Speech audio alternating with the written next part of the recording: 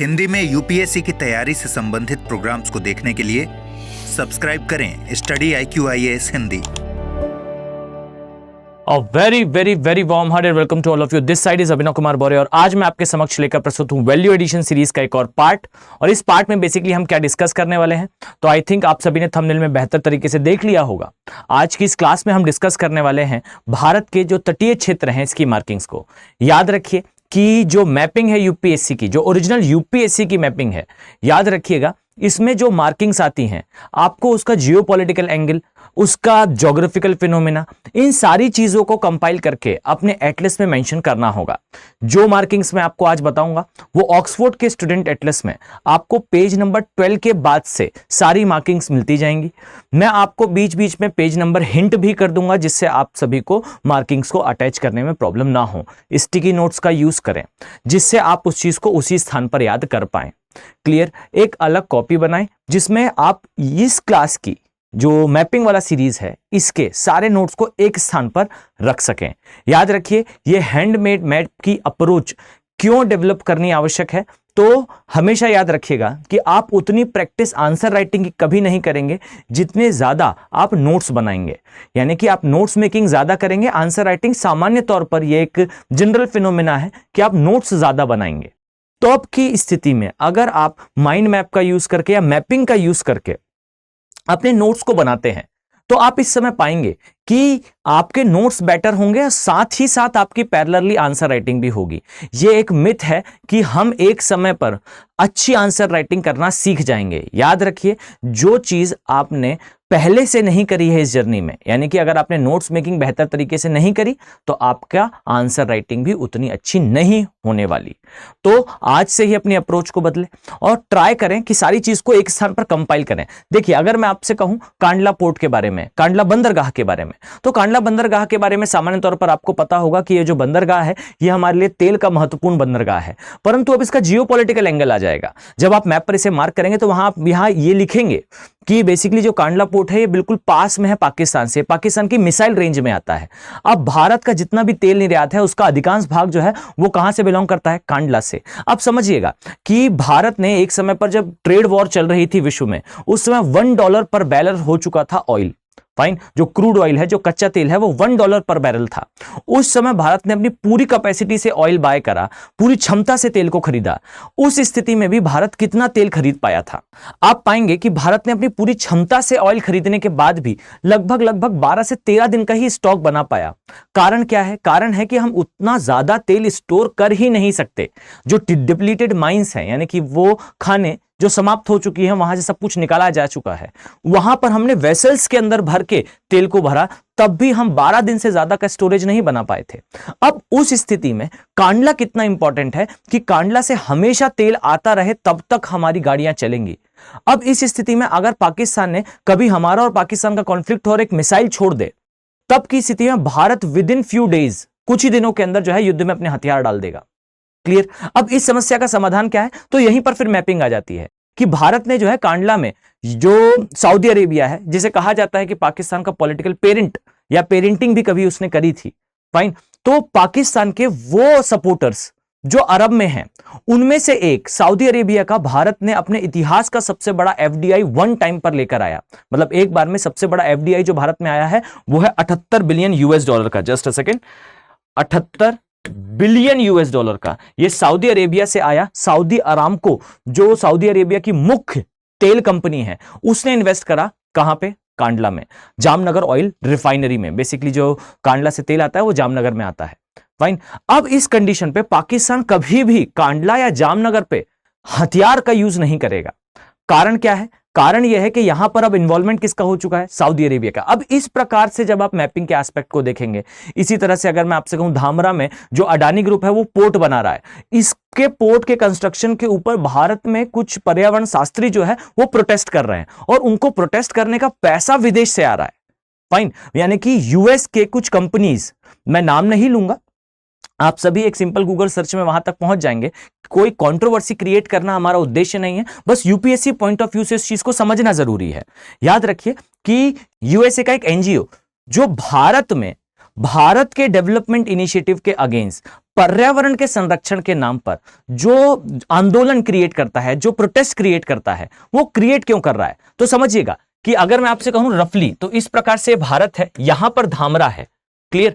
अब धामरा पोर्ट अगर यहां पर कंटिन्यू है तो आप पाएंगे कि नीचे एक प्लेस है यहां पर जिसे कहा जाता है, पेज नंबर 101 में आपको ऑक्सफोर्ड के स्टूडेंट एटलस में ये दिखेगा आपको, जहां पे समुद्रों की मैपिंग दी हुई है, या फिर 91 पेज नंबर पे दिखाई देगा। याद रखिए हिंद महासागर की मैपिंग में आप पाएंगे कि नीचे वाला जो ये भाग है, यहां पर आपको एक मैपिंग मिलेगी जिसे कहा जाता है सुकोत्रा छागोस रिज, सुकोत्रा छागोस। याद रखिए मैं इसे हिंदी में भी अभी लिखूंगा, फाइन। तो जो सुकोत्रा छागोस रिज है ना, अब इसकी ज्योग्राफी भी समझेंगे।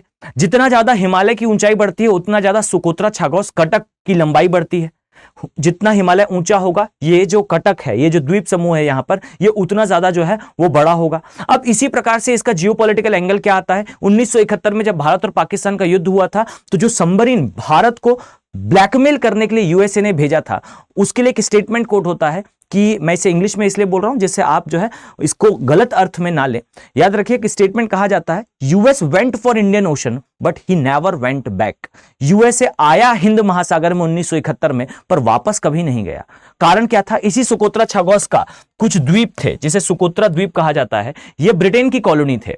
इसे यूएसए ने 100 वर्षों के लिए लीज पर ले लिया और यहां पर अपना एक नेवल कमांड बना रखा है। अब यूएसए यहां पर है, अब यूएसए के यहां रहने के लिए जरूरी है कि इस स्थान से जो है वो शिप निकलते रहें। क्यों? यूएसए कहता है कि यहां से जो शिप निकलते हैं वो ट्रेड में सुरक्षा प्रदान करने के लिए यूएसए ने यहां रखे हैं, क्लियर। तो अब अगर यहां से ट्रैफिक कम होता है तो यूएसए को यहां से हटना होगा। अब यूएसए को अगर यहां से हटना पड़ा तो यूएसए कभी चाइना काउंटर नहीं कर पाएगा। अब ट्रैफिक यहां बना रहे, इसके लिए जरूरी है कि इस ओर शिप ना जाए। कारण क्या है? कारण शिप यहां क्यों आते हैं? यहां इसलिए आते हैं क्योंकि भारत का जो कलकत्ता वाला बंदरगाह है, याद रखिए कि ये ज्वारीय बंदरगाह है, यहां पर हुगली नदी अपना अवसाद डालती है। तो ये केवल और केवल जब हाई टाइड होती है, जब उच्च ज्वार होता है, तब के समय काम आ पाता है। अब चूंकि शिप कलकत्ता हमेशा नहीं जा सकते ट्रैफिक के कारण, वो नीचे से निकलना प्रेफर करते हैं, श्रीलंका वाले पार्ट में हॉल्ट लेते हैं। अब अगर धामरा पोर्ट बन जाएगा तो जो शिप निकलते हैं इंडोनेशिया से वो धामरा आकर स्टे लेंगे। अगर स्टे धामरा में लेंगे तो उस स्थिति में ये नीचे नहीं जाएंगे, नीचे नहीं जाएंगे तो यूएसए को यहां से निकलना पड़ेगा, और यूएसए को अगर यहां से निकलना पड़ा तो चाइना जो है वो अग्रेसिव होगा। अब यहां समझिएगा यूएसए क्या करेगा? यूएसए डायरेक्टली भारत को मना नहीं कर सकता धामरा पोर्ट के कंस्ट्रक्शन के लिए, तो यूएसए यहां पर अपनी सॉफ्ट पावर का यूज करेगा। अपने ही देश के अंदर जो एनजीओज होते हैं उनको फंडिंग देने कहेगा, भारत के अंदर जो एनजीओज हैं उनको। अब भारत के अंदर एनजीओज को फंडिंग दी जाएगी और ये वो एनजीओज होंगे जो भारत में धामरा पोर्ट के कंस्ट्रक्शन के अगेंस्ट पर्यावरण की सुरक्षा के नाम पर जो है वो प्रोटेस्ट करेंगे। यहां पर डेवलपमेंट वर्सेस दिखाई देगा पर्यावरण। याद रखिए एनवायरमेंट और डेवलपमेंट ये दोनों एक दूसरे को जो है वो क्लैश करते हैं। ये अप्रोच आपके आंसर में दिखनी चाहिए। अगर यूपीएससी जैसा इस वर्ष यूपीएससी ने प्रश्न करे थे जहां पर 2 से 3 चीजों का कंपाइलेशन था, तो याद रखिए ये मैपिंग केवल और केवल एटलस पे किसी चीज को मार्क करना नहीं है, इस चीज को कंसेप्चुलाइज करना है। धामरा हो गया, चांदीपुर हो गया, पारादीप हो गया, कोणार्क हो गया, इससे नीचे आएंगे इसी प्रकार से पुलिकट, इसका भी अपना एक सामरिक महत्व है। इसी प्रकार से आपको दमन और द्वीप वाले क्षेत्र में दिखाई देगा कि इनकी स्ट्रेटेजिक वैल्यू क्या है। सर क्रिक, कोरी क्रिक वाला सिर्फ 24 किलोमीटर की एक स्ट्रिप है। क्यों नहीं भारत वो स्ट्रिप जो है वो पाकिस्तान को देकर एक परमानेंट फ्रेंडशिप बाय कर लेता पाकिस्तान से। कुछ बड़ा हृदय अगर भारत रखे, और सर क्रिक वाला एक छोटा सा क्षेत्र है, अगर मैं आपको मैप पर दिखाऊं रफली इस प्रकार से, तो यहां पर आपको दिखाई देगा सर क्रिक वाला पार्ट। आप पाएंगे कि ये जो सर क्रिक या सर सोता, ये हिंदी में मार्किंग में इसे सोता कहा जाता है। क्रिक का मतलब कुल मिला के एक दरार है। फाइन, ये एक छोटी सी दरार होती है इस प्रकार से, जहां सागर का पानी जमीन के अंदर इस प्रकार से घुसा होता है। अब अगर आप समझें कि सिर्फ 24-25 किलोमीटर का एरिया भारत दे और पाकिस्तान के साथ हमारी फ्रेंडशिप हो जाए, तो हमें डायरेक्टली एंट्री मिल जाएगी मिडिल ईस्ट में, डायरेक्टली एंट्री मिल जाएगी सेंट्रल एशिया में। अब ये नहीं करता भारत, जबकि भारत ऐसा पहले बहुत बार कर चुका है। अपना हृदय बड़ा रखकर जो हमारे नेबर नेशंस हैं, हमारे जो पड़ोसी देश हैं, उनके साथ संबंध सुधारने का प्रयास हमेशा भारत कर रहा, परंतु भारत ऐसा नहीं कर रहा। अब इस चीज को समझने के लिए आपको मैपिंग की आवश्यकता होगी। तो मेरी आपसे रिक्वेस्ट है कि आप मैपिंग को इस मैनर में लें, इस मैनर से समझें। केवल एटलस में मार्क करने से काम नहीं चलेगा। क्लियर है? चलिए तो अब हम स्टार्ट करते हैं। आई थिंक मैंने एक लंबा सा आपको लेक्चर दे दिया, तो सॉरी फॉर दैट, बट ये जरूरी था आपको समझाने के लिए कि किस प्रकार से चीजें इंपॉर्टेंट हैं।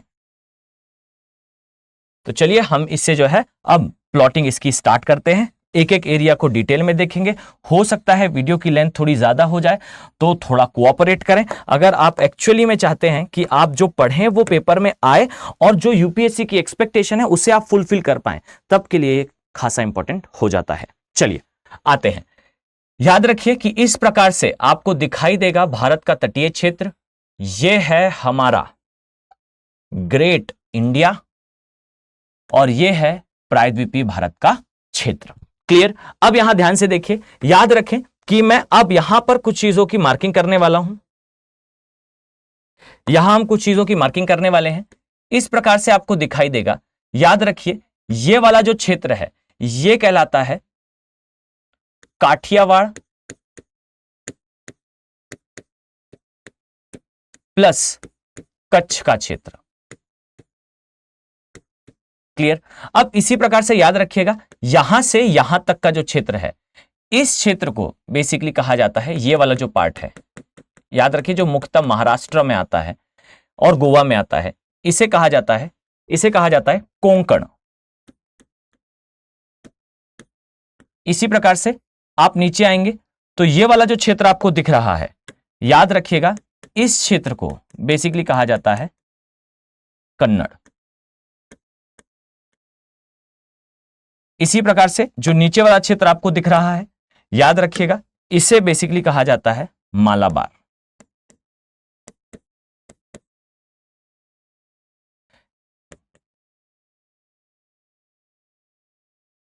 इसी प्रकार से याद रखिएगा कि यह जो क्षेत्र आपको दिख रहा है इसे कहा जाता है कोरोमंडल।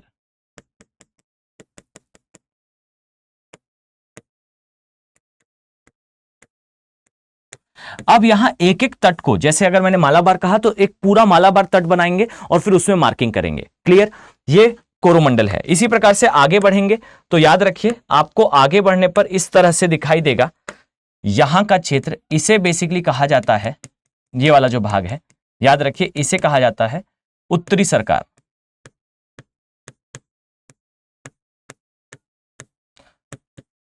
और सबसे ऊपर जो क्षेत्र है याद रखिए इस क्षेत्र को कहा जाता है उत्कल।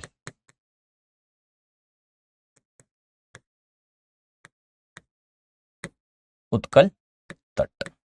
क्लियर? अब यहां पर आपको याद रखने योग्य इंफॉर्मेशन है, ध्यान से देखिएगा। याद रखें कच्छ और काठियावाड़ का जो क्षेत्र है यह मुख्यतः आपको दिखाई देगा गुजरात में।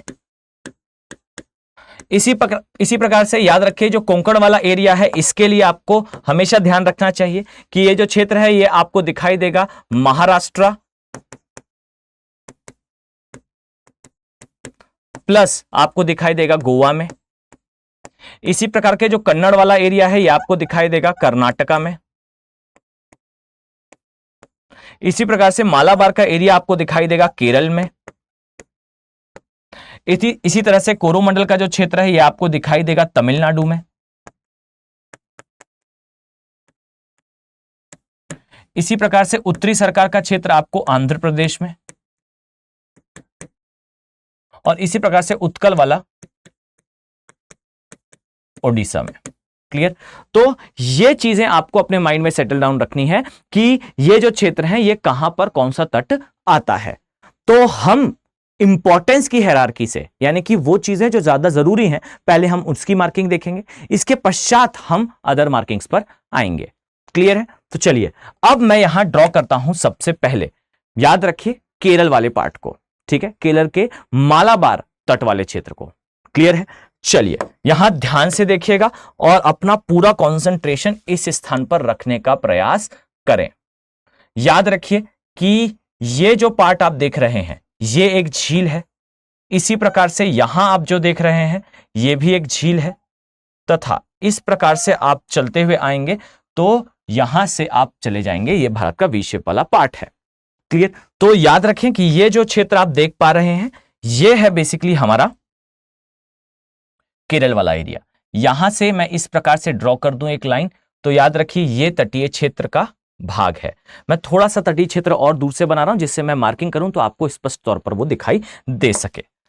चलिए अब यहां पर ध्यान से देखिए, याद रखिएगा कि केरल के लिए सबसे पहली इंफॉर्मेशन ये मालाबार तट है। मैं यहां नाम मेंशन करता हूं, ध्यान से देखें। इसे कहा जाता है मालाबार।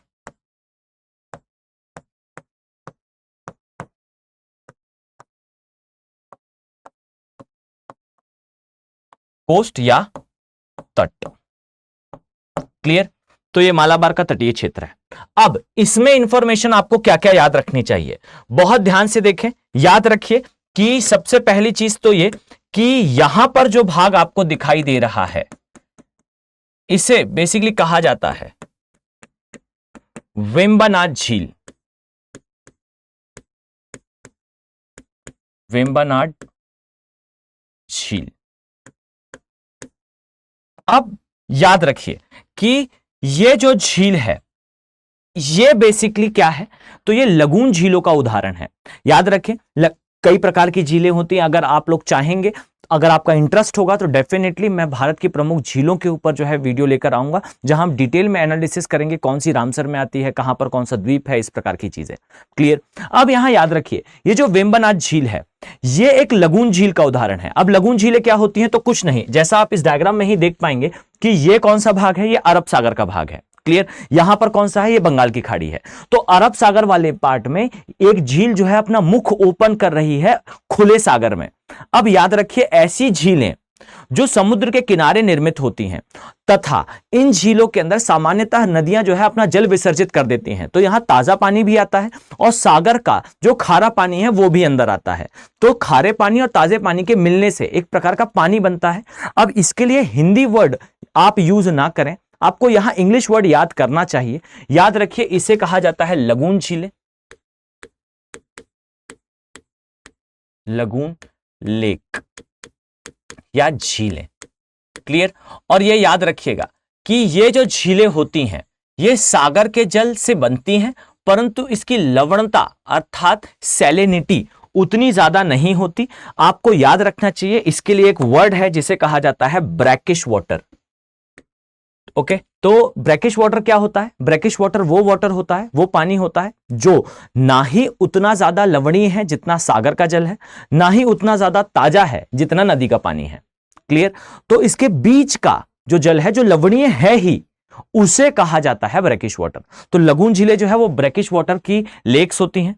इसके लिए आपको इंग्लिश वर्ड को फॉलो करना चाहिए। यूपीएससी ने जब भी प्रश्न पूछे उसमें जो ट्रांसलेशन है वो इतना टफ और इतना अलग होगा कि आपका आंसर नहीं बन पाएगा बच्चों। तो यहां मेरी रिक्वेस्ट थोड़ी सी आप फॉलो कर लें। क्लियर? अब यहां दूसरी चीज है लगून झीलों के बारे में कि ये जो झीलें हैं लगून, ये भारत में आपको केरल वाले तरफ जब दिखाई दें तो आपको याद रखना है कि लगून झीलों को केरल में जो है वो कयाल के नाम से,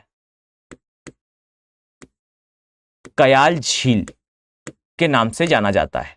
क्लियर? और उसी का एक उदाहरण आपको इस प्रकार से दिखाई देगा वेम्बनाड झील में। क्लियर? अब वेम्बनाड है, अब इसके लिए याद रखें कि आपको इस झील के ऊपर एक नदी दिखाई देगी। यहां पर ध्यान देने योग्य है, बहुत ध्यान से देखें, इस स्थान पर एक नदी है। क्लियर? ये नदी जो है वो जाकर मिल रही है किसमें? अरब सागर में। क्लियर? ये कौन सी नदी है? तो याद रखिए इसे कहा जाता है भरतपूसा। नाम याद रखिएगा, भरतपूसा।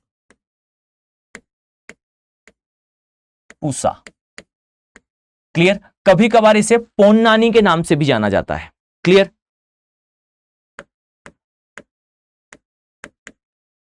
अब यहां याद रखिए कि भरतपूसा या पोन्नानी ये केरल की सबसे लंबी नदी है। मैं इसे यहां मेंशन कर देता हूं और यह भी याद रखिएगा कि यह वेम्बनाड झील के ऊपर है। क्लियर हो गई बात?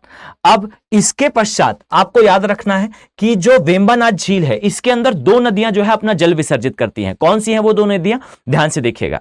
याद रखें सबसे पहली नदी जो आपको दिखाई देगी उसे कहा जाता है पेरियार।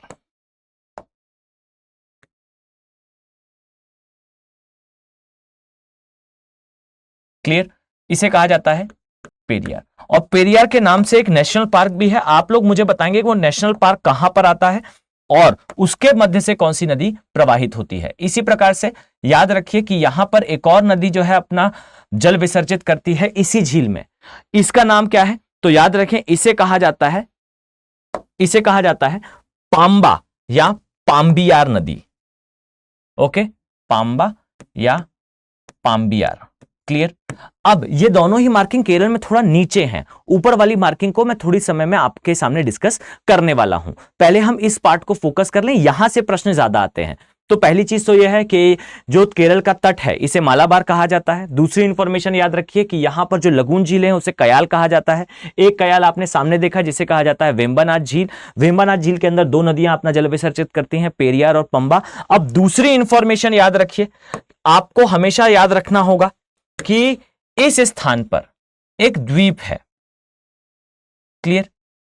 इस द्वीप को कहा जाता है वेलिंगटन द्वीप। क्लियर? वेलिंगटन द्वीप। क्लियर? अब इस चीज को याद रखिए, जो वेलिंगटन द्वीप है ये मार्किंग शायद आपको एटलस में ना मिले, परंतु आपको याद रखना होगा कि जो हमारा नेवल कमांड है उस नेवल कमांड का ट्रेनिंग सेंटर आपको नेवल ट्रेनिंग सेंटर है वो आपको वेलिंगटन में देखने को मिलता है। क्लियर? वैसे वेलिंगटन एक दूसरा क्षेत्र भी है। क्लियर? अब आप मुझे बताएंगे वेलिंगटन किसकी कैपिटल है, किस देश में ये आती है? एक वेलिंगटन हमारे पास भी है जो कहां पर है, हमारी वेम्बनाथ झील के अंदर एक द्वीप के रूप में। क्लियर? कई झीलों के अंदर और अधिकांश जरूरी झीलों के अंदर आपको जो है वो द्वीप दिखाई देते हैं और यूपीएससी को इसमें बहुत इंटरेस्ट है। याद रखिए कि एक द्वीप आपको दिखता है श्रीहरिकोटा के नाम से पुलिकट झील के अंदर। इसी प्रकार से एक द्वीप आपको दिखता है, ये तो सामान्यतः आपने सुना होगा क्योंकि इसरो का लॉन्चिंग सेंटर है, परंतु ऐसा ही द्वीप नलबाना द्वीप है जो चिल्का झील के अंदर है। इसी प्रकार से एक जो है वो गैर माता द्वीप है, ये भीतरकनिका के अंदर है। इसी प्रकार से कई द्वीप हैं। यूपीएससी प्रश्न इससे पूछेगा पर बच्चे की रीच तक ये कंटेंट सामान्यतः नहीं होता, इसी को लाने का ये प्रयास है। इसीलिए थोड़ा सपोर्ट करें, ज्यादा से ज्यादा शेयर करें। चलिए अब यहां ध्यान से देखें कि ये जो क्षेत्र है इसके बाद आपको नीचे एक और नदी दिखाई देगी। क्लियर? अब नदी कौन सी है ये याद रखिएगा। इस प्रकार से आपको एक दूसरी नदी दिखाई देगी, इसे कहा जाता है अतिगल नदी। शायद इसकी मार्किंग आपको एटलस में ना मिले तो परेशान ना हो, छोटी नदी है। काम की इसलिए है क्योंकि यहां पर आपको केरल का एक महत्वपूर्ण क्षेत्र दिखाई देता है, इसे कहा जाता है अतिगल नदी।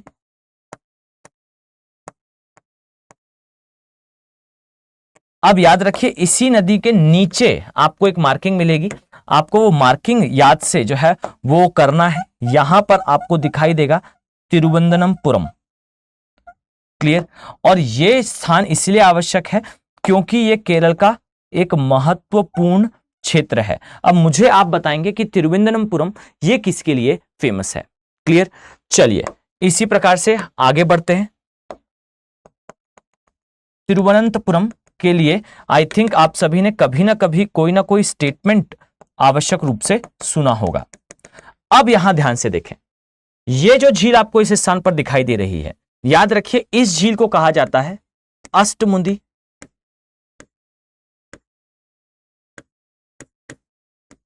या अस्थमुंडी झील। क्लियर? अब याद रखिए अस्थमुंडी बोलें या अष्टमुंडी बोलें, ये दोनों ही कंडीशन पे केरल की जो है वो एक महत्वपूर्ण झील है। इसके लिए इंफॉर्मेशन आपको इसेंशियली याद रखना है। याद रखिए कि इस स्थान पर आपको एक मार्किंग दिखाई देगी और यह मार्किंग आपके लिए इंपॉर्टेंट हो जाती है। क्यों? तो यहां देखें, याद रखिए इस स्थान पर एक प्लेस दिखाई देगा। क्या नाम है इस प्लेस का? तो इस प्लेस को बेसिकली जाना जाता है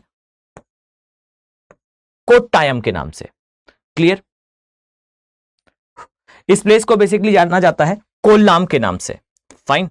अब यहां याद रखिए कि यह प्लेस इंपॉर्टेंट क्यों है, क्योंकि यहां ऊपर एक दूसरा प्लेस दिखेगा, यहां पर एक प्लेस दिखाई देगा।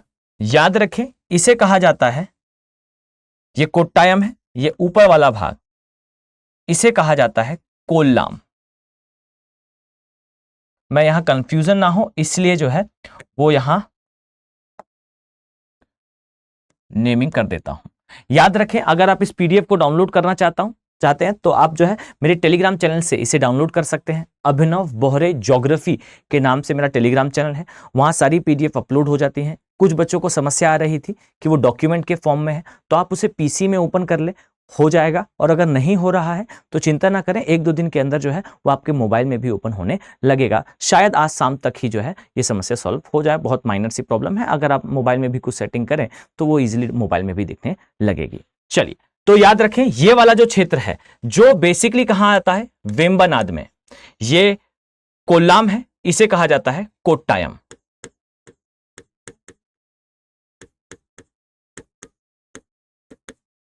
अब यहां जानने योग्य इंफॉर्मेशन है, याद रखिएगा कि कोट्टाम से कोल्लायम के बीच में इस प्रकार से याद रखिए कि नेशनल वाटरवे 3 का निर्माण करा जा रहा है, और बेसिकली हो सकता है, मैं अपडेटेड नहीं हूं, ये कंप्लीट भी हो चुका हो।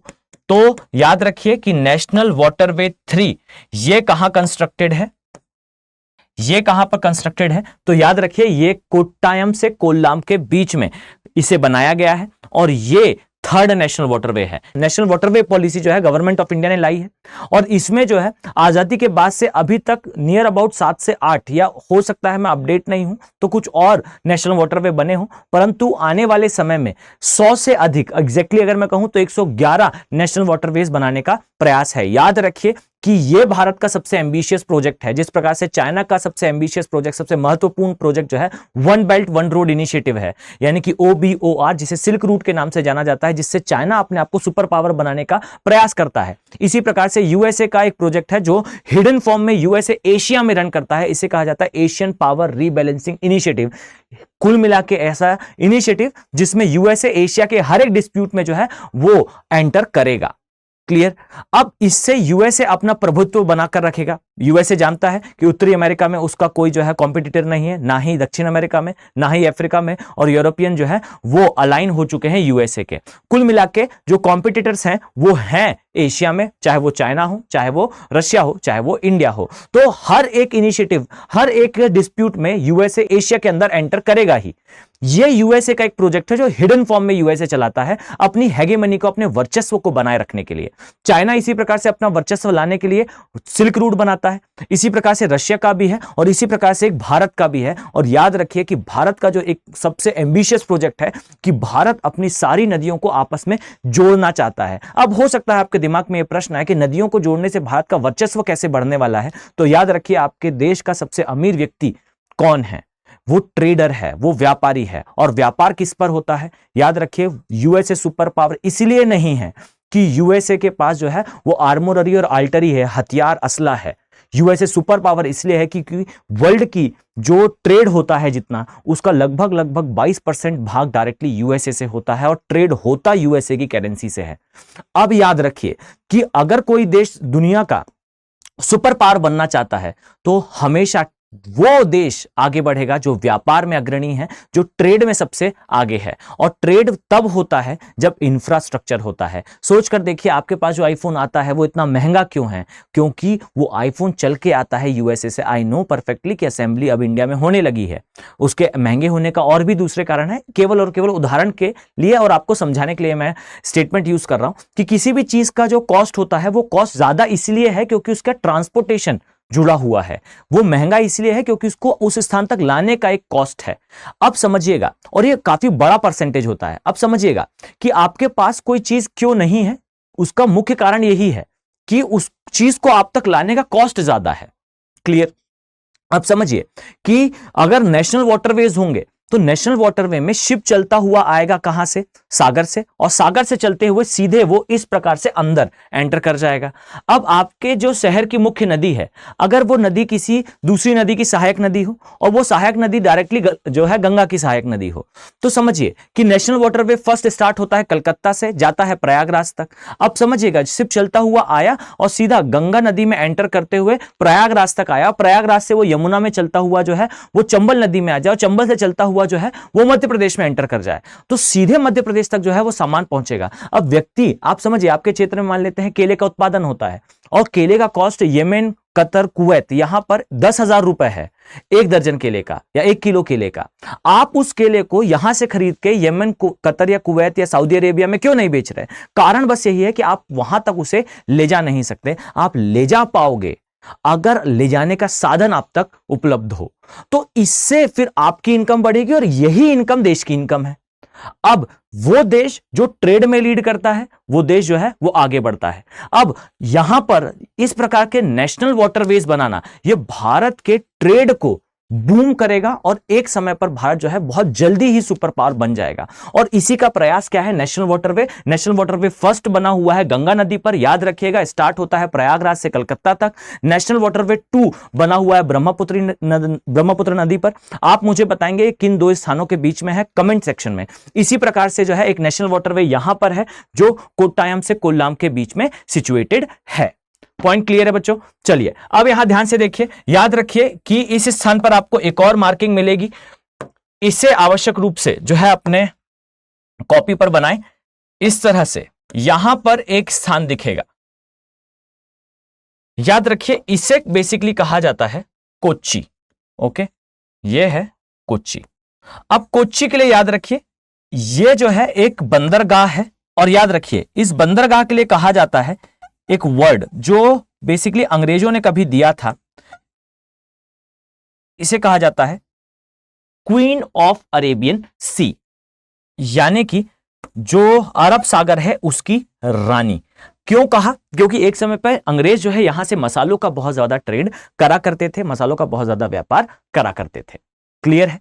तो ये कुछ मार्किंग है जो आपको केरल वाले पार्ट के लिए एसेंशियली याद रखनी चाहिए। अब कुछ एसेंशियल इंफॉर्मेशन मैं आपके साथ और इस एरिया की शेयर करना चाहता हूं। याद रखें कि आपको सिर्फ मैप पर कुछ चीजों को प्लॉट नहीं करना है, उसके बारे में आपको पता होना आवश्यक है। याद रखिए एक है globally important agricultural heritage sites.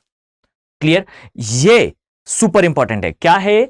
Globally important agricultural heritage sites. ये बेसिकली वो क्षेत्र होते हैं जहां पर किसी प्रकार का जो है वो इस तरह से कृषि की जाए जो पर्यावरण के लिए भी अच्छी हो और थोड़ी यूनिक हो। क्लियर? अब इसके कुछ उदाहरण में अगर मैं आपको दूं तो जम्मू और कश्मीर वाला जो क्षेत्र है उसके लिए एक कृषि का तरीका है जहां पर जाफरान या सैफरॉन या केसर की खेती की जाती है। इसे बेसिकली पोम्पोरो के नाम से जाना जाता है। इसी प्रकार के उड़ीसा का जो क्षेत्र है वहां पर भी एक घाई साइड है। फाइन, इसे किस नाम से जाना जाता है? तो वहां पर कोरापुट एक तरीका है कृषि करने का। जब हम उड़ीसा वाले आज ही क्लास में पहुंचेंगे तो वहां मैं डिटेल में इसके बारे में डिस्कस करूंगा। इसी प्रकार से केरल वाले भाग में जो तरीका है उसे कहा जाता है कुटानड। याद रखिए ये जो कुटानड है इस तरीके में, हो सकता है स्पेलिंग में थोड़ा डिफरेंस हो इसलिए मैंने इंग्लिश में लिखा है, थोड़ा ज्यादा एक्सेप्टेड है ये चीज। बाकी स्पेलिंग में थोड़ा डिफरेंस हो सकता है क्योंकि रीजनल लैंग्वेज का वर्ड है। तो याद रखें जो कुटानड वाला तरीका है इसमें बेसिकली धान की खेती करी जाती है, धान की कृषि करी जाती है, और वो भी किस पानी से? तो याद रखिए कि कहा जाता है कि सागर के जल से इसमें जो है वो कृषि की जाती है, खारे पानी से, वो भी बिलो सी लेवल। क्लियर? तो ये इंफॉर्मेशन आपके लिए रोचक भी है, इंपॉर्टेंट भी है। किस प्रकार से होती है? तो जब मैं इंडियन ज्योग्राफी में एग्रीकल्चर वाला पार्ट कराऊंगा तो वहां आप देखेंगे कि सागर के जल को जो है वो छोटी सी हाथ से बनी हुई नहर के माध्यम से लाया जाता है और उसमें जो है वो थोड़ा नीचे पानी को करके वहां खेती की जाती है। किस प्रकार से होती है मैं एग्रीकल्चर वाले पार्ट में इसको डिटेल में डिस्कस करूंगा, पर आपको याद रखना है कि केरल वाले क्षेत्र में जो है घाई साइड है, globally important agricultural heritage site, ये भारत में कई हैं। यहां पर याद रखने योग्य है कि केरल वाले क्षेत्र में कुट्टानड है। यह भी याद रखिएगा कि विश्व में सबसे ज्यादा globally important agricultural heritage site किस देश में आती है? तो वो देश भी चाइना है। क्लियर? अब चाइना में कौन कौन सी है तो फिर मैं जब वर्ल्ड मैपिंग वाले पार्ट में जाऊंगा तो वहां मैं आपको इसके बारे में डिटेल में बताऊंगा। और इससे यूपीएससी ने प्रश्न भी करा है, 2016 के आसपास का यह प्रश्न था जब चाइना ने जो है वो एक घाई साइड और गेन करी थी। क्लियर? ओके, चलिए अब हम आगे बढ़ते हैं। केरल वाला पार्ट जो है इतना जानना आपके लिए पर्याप्त होगा। चलिए आगे बढ़ते हैं। अब जो हमारा नेक्स्ट जो तटीय क्षेत्र है वो हम स्टार्ट करेंगे। ये बेसिकली कौन सा है? तो ये उड़ीसा का तट है। इसे कहा जाता है उत्कल तट। अब मेरी आप सभी से रिक्वेस्ट है कि अपने स्थान पर खड़े हो जाएं और उसके बाद ही नेशनल एंथम को गाएं, और गाने के बाद मुझे बताएं कि जो हमारा जन गण मन है इसमें कितने ज्योग्राफिकल एरियाज आते हैं, और उनमें से एक ज्योग्राफिकल एरिया, एक भौगोलिक क्षेत्र हम आज उत्कल के नाम से देख रहे हैं। क्लियर? तो विथ ऑल ड्यू रिस्पेक्ट आप एक बार जन गण मन गाएं और उसमें नोटिस करें कि कितने भौगोलिक एरिया उसमें आते हैं, और उन भौगोलिक एरिया के बारे में खुद ही कुछ सर्च करें। क्लियर? जाने अपने देश को, अपनी अंडरस्टैंडिंग डेवलप करें। जब आपको चीजों की जानकारी होगी तो आपको बाय डिफॉल्ट जो है वो प्रश्न बनते हुए दिखाई देंगे। चलिए आगे बढ़ते हैं। याद रखिए इस प्रकार से आप देखेंगे तो बिल्कुल सीधा तट आपको दिखाई देगा उड़ीसा का। इस प्रकार से आपको दिखाई देगा उड़ीसा वाला भाग।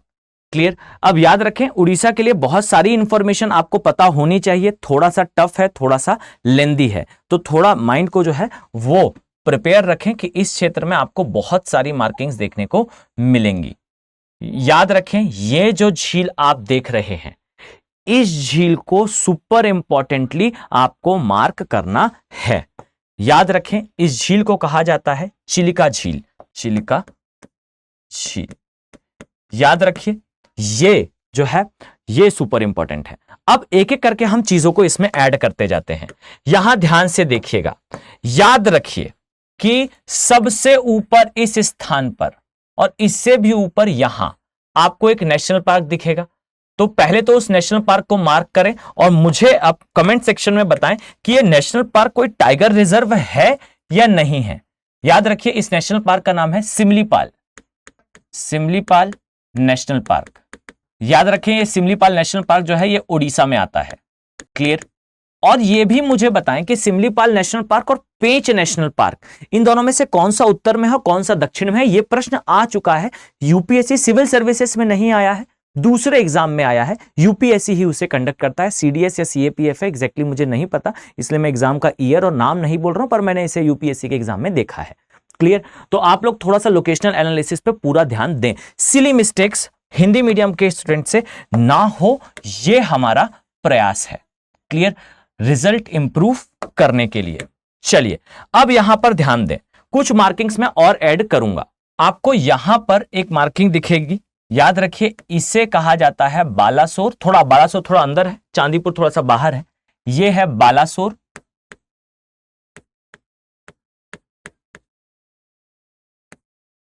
प्लस चांदीपुर। अब याद रखिए कि बालासोर और चांदीपुर इन्हें जो है वो बार द्वीप कहा जाता है या बार आइलैंड कहा जाता है। और ये याद रखिएगा बार आइलैंड किसे कहते हैं, जहां हाई टाइड और लो टाइड अर्थात ज्वार तथा भाटे में, ज्वार व भाटे में पर्याप्त अंतर हो। क्लियर? यानी कि ज्वार भाटा जो है वो बड़ा आता हो, उसे जो है वो कहा जाता है बार आइलैंड। ये याद रखें चांदीपुर और बालासोर ये बार आइलैंड का उदाहरण है। अब इसके साथ याद रखिए कि जो डीआरडीओ है, डीआरडीओ का मिसाइल टेस्टिंग सेंटर भी इस स्थान पर है। ओके, मैं यहां मेंशन कर देता हूं, डीआरडीओ का यहां मिसाइल टेस्टिंग एमटीसी कहा जाता है इसे, सेंटर है। क्लियर? अब इसी प्रकार से इसरो का भी है, इसरो का नीचे आपको दिखाई देगा। फाइन, तो बालासोर और चांदीपुर, इसके लिए दो इंफॉर्मेशन आपके माइंड में सेटल डाउन हो चुकी हैं, ऐसा मैं मानकर चलता हूं। क्लियर? तो चलिए आगे बढ़ते हैं। इसे मैं कुछ इस प्रकार से लिख दूं कि आप इसे रीड कर पाएं। चलिए आगे बढ़ें। तो इससे नीचे आपको इस स्थान पर एक और मार्किंग मिलेगी, याद रखें इसे कहा जाता है धामरा। क्लियर? मैं यहां नाम मेंशन करता हूं, धामरा। याद रखिए धामरा के लिए क्या इंपॉर्टेंट है, तो धामरा जो है ये बंदरगाह का निर्माण करा जा रहा है।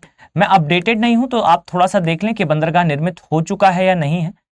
अब हो भी चुका हो तो भी और नहीं हुआ हो तो भी आंसर जो क्वेश्चन आपसे एक्सपेक्ट करेगा वो क्वेश्चन का आंसर मैं आपको यहां बता देता हूं। याद रखिए कि जो धामरा बंदरगाह है, ये जो बंदरगाह है इसे बना रहा था अडानी ग्रुप। और यह भी याद रखिएगा कि यहां पर बहुत सारी कंट्रोवर्सी क्रिएट करी जाती है कि गवर्नमेंट का जो है वो जो बड़े इंडस्ट्रियलिस्ट हैं उसके साथ कोई कनेक्शन होता है। तो याद रखिए कि हमें किसी डिबेट में नहीं पढ़ना है, परंतु यह बात बिल्कुल सच है कि गवर्नमेंट ऑफ इंडिया में कोई भी पार्टी बैठी हो, बीजेपी हो, कांग्रेस हो या कोई भी हो, फाइन, ये हमेशा पार्टीज का कनेक्शन होगा ही इंडस्ट्रियलिस्ट के साथ। एक यूपीएससी की तैयारी करने वाले स्टूडेंट को समझना होगा कि डेमोक्रेसी में, लोकतंत्र में ये इसेंशियल रिक्वायरमेंट भी होती है। ये आपको मैच्योर डेमोक्रेसीज में भी दिखेगा, जहां यूएसए की बड़ी पार्टीज को बड़ी कंपनीज स्पॉन्सर करती हैं या सपोर्ट करती हैं। क्लियर? अब ये कोई बहुत बड़ी बात नहीं है अगर है कनेक्शन या नहीं है कनेक्शन तो भी, परंतु काम की बात क्या है जो यूपीएससी एस्पिरेंट को जाननी चाहिए। याद रखें कि अडानी ग्रुप जो यहां पर पोर्ट कंस्ट्रक्ट करेगा, वो अडानी करे, अंबानी करे या कोई भी करे, ये है राष्ट्र हित में। कारण क्या है? कारण यह है कि जैसा मैंने आपको बताया कि यहां अगर पोर्ट बनता है तो जो कलकत्ता बंदरगाह है उसका ट्रैफिक हम यहां ला सकते हैं, इसे यूटिलाइज कर सकते हैं, इसे भारत के व्यापार के लिए हम अपने तरीके से यूज कर पाएंगे। अब यहां इस बंदरगाह के कंस्ट्रक्शन के अगेंस्ट एक इन्वायरमेंटल प्रोटेस्ट चल रहा है। आई थिंक आप सभी इसे पढ़ पा रहे होंगे, ये रीडेबल होगा आपके लिए। याद रखें कि यहां पर जो प्रोटेस्ट चल रहा है इसका कारण क्या है, तो ध्यान से देखिए। यहां पर पाया जाता है एक प्रकार का कछुआ। क्लियर? इसे कहा जाता है ऑलिव रेडले टर्टल या कछुआ। क्लियर? अब ये याद रखिए कि ये ऑलिव रेडले टर्टल का नेस्टिंग पॉइंट है, अर्थात अंडे देने का स्थान है। फाइन, यहां ये अंडे देता है। अब इसके लिए आपको और क्या इंफॉर्मेशन याद रखनी चाहिए, तो अब यहां ध्यान से समझिए कि ऑलिव रेडले टर्टल जो है वो विश्व का सबसे छोटे टर्टल्स में से एक है, सबसे छोटे कछुओं में से एक है। ये आर्कटिक वाले क्षेत्र से, अर्थात उत्तरी ध्रुव वाले क्षेत्र से चलते हुए, माइग्रेट करते हुए, पलायन करते हुए ये प्रवास के लिए आते हैं। कहां पर? हमारे उड़ीसा वाले तटीय क्षेत्र में। अब इतना बड़ा क्षेत्र पार करके ये उड़ीसा वाले क्षेत्र में आते हैं अंडे देने के लिए। याद रखें कि ये विश्व के सबसे छोटे कछुओं में से एक है, सबसे छोटे कछुओं में से एक है। इसी प्रकार से ये उत्तरी ध्रुव और आर्कटिक वाले भाग से बिलोंग करते हैं और भारत में ये अंडे देने के लिए आते हैं। अब ये जो नेस्टिंग पॉइंट है धामरा के आसपास, यहां जो प्रोटेस्ट चल रहा था, वहां प्रोटेस्टर्स का ये कहना था कि बेसिकली अगर अडानी ग्रुप धामरा में पोर्ट बनाएगा तो इस स्थान से ये जो ऑलिव रेडले टर्टल हैं ये चले जाएंगे, ये समाप्त हो जाएंगे। क्लियर? तो बात सुनने में पहली दफा सही सुनाई देती है, परंतु इसके लिए अडानी ग्रुप और सरकार ने पहले ही प्रयास करे थे कि इसका जो रिहैबिलिटेशन है, अर्थात यहां जो नेस्टिंग पॉइंट है, इसे दूसरी जगह बना लिया जाए और बनाने के बाद कछुओं को ऑप्शन के फॉर्म में वो दिया जाए। अगर वो उसे एक्सेप्ट कर लेते हैं तो फिर वहां नेस्टिंग पॉइंट होगा और यहां पोर्ट होगा, जो 70-80% तक सक्सेसफुल रहा है। देखिए, हमें किसी भी पॉलिटिकल पार्टी को सपोर्ट नहीं करना है, परंतु हमें यथार्थता जाननी है कि नेशन का इंटरेस्ट क्या कहता है। तो यहां नेशन का इंटरेस्ट ये कहता है कि धामरा में पोर्ट बनना जरूरी है।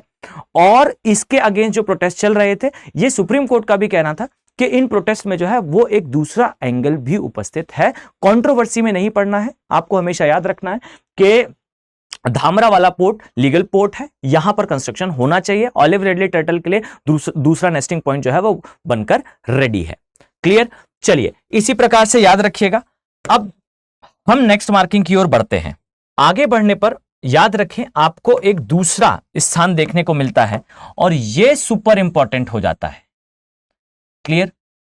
यहां मैं इस स्थान को एक्स्ट्रा मार्क कर दूं, आपके लिए बहुत जरूरी है। क्लियर? नाम है इसका भीतरकणिका। क्लियर? अब यहां ध्यान से देखिए। फाइन, इसे कहा जाता है, यह सुपर इंपॉर्टेंट हो जाता है, इसे कहा जाता है भीतरकणिका।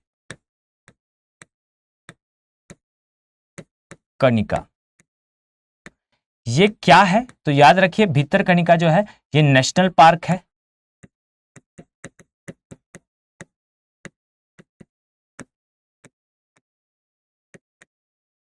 इसी प्रकार से इसके लिए क्या इंफॉर्मेशन आपको जानना आवश्यक है, तो याद रखिए भीतरकणिका में आपको बेसिकली भीतरकणिका नेशनल पार्क के लिए आपको बहुत सारी इंफॉर्मेशन याद होना चाहिए। पहली चीज तो याद रखिए कि भीतरकणिका नेशनल पार्क में आपको एक वाइल्ड लाइफ सेंचुरी अंदर दिखाई देगी, इसे कहा जाता है घैर माता वाइल्ड लाइफ सेंचुरी। अब यहां याद रखिए कि यहां 3 नदियां अपना डेल्टा बनाती हैं। जस्ट अ सेकेंड, मैं इस स्थान को थोड़ा सा जो है वो एडजस्ट कर लूं। इस तरह से याद रखिए कि एक नदी यहां अपना डेल्टा का निर्माण करेगी, इसी प्रकार से एक और नदी है, याद रखिए कि यह नदी भी इस स्थान पर अपना डेल्टा का निर्माण करती है। आई थिंक आप सभी को याद आ रहा होगा, हमने पहले भी ये मार्किंग्स देखी हैं। इस प्रकार से एक और नदी यहां पर अपना डेल्टा का निर्माण करती है। तो यहां आपको 3 नदियां अपने डेल्टा का निर्माण करती हुई दिखाई देंगी। याद रखें, इसे कहा जाता है ब्राह्मणी। जो बीच वाली नदी है इसे कहा जाता है ब्राह्मणी, ऊपर वाली है बैतरणी।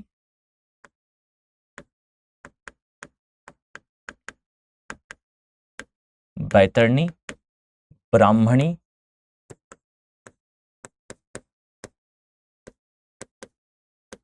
और यह है महानदी।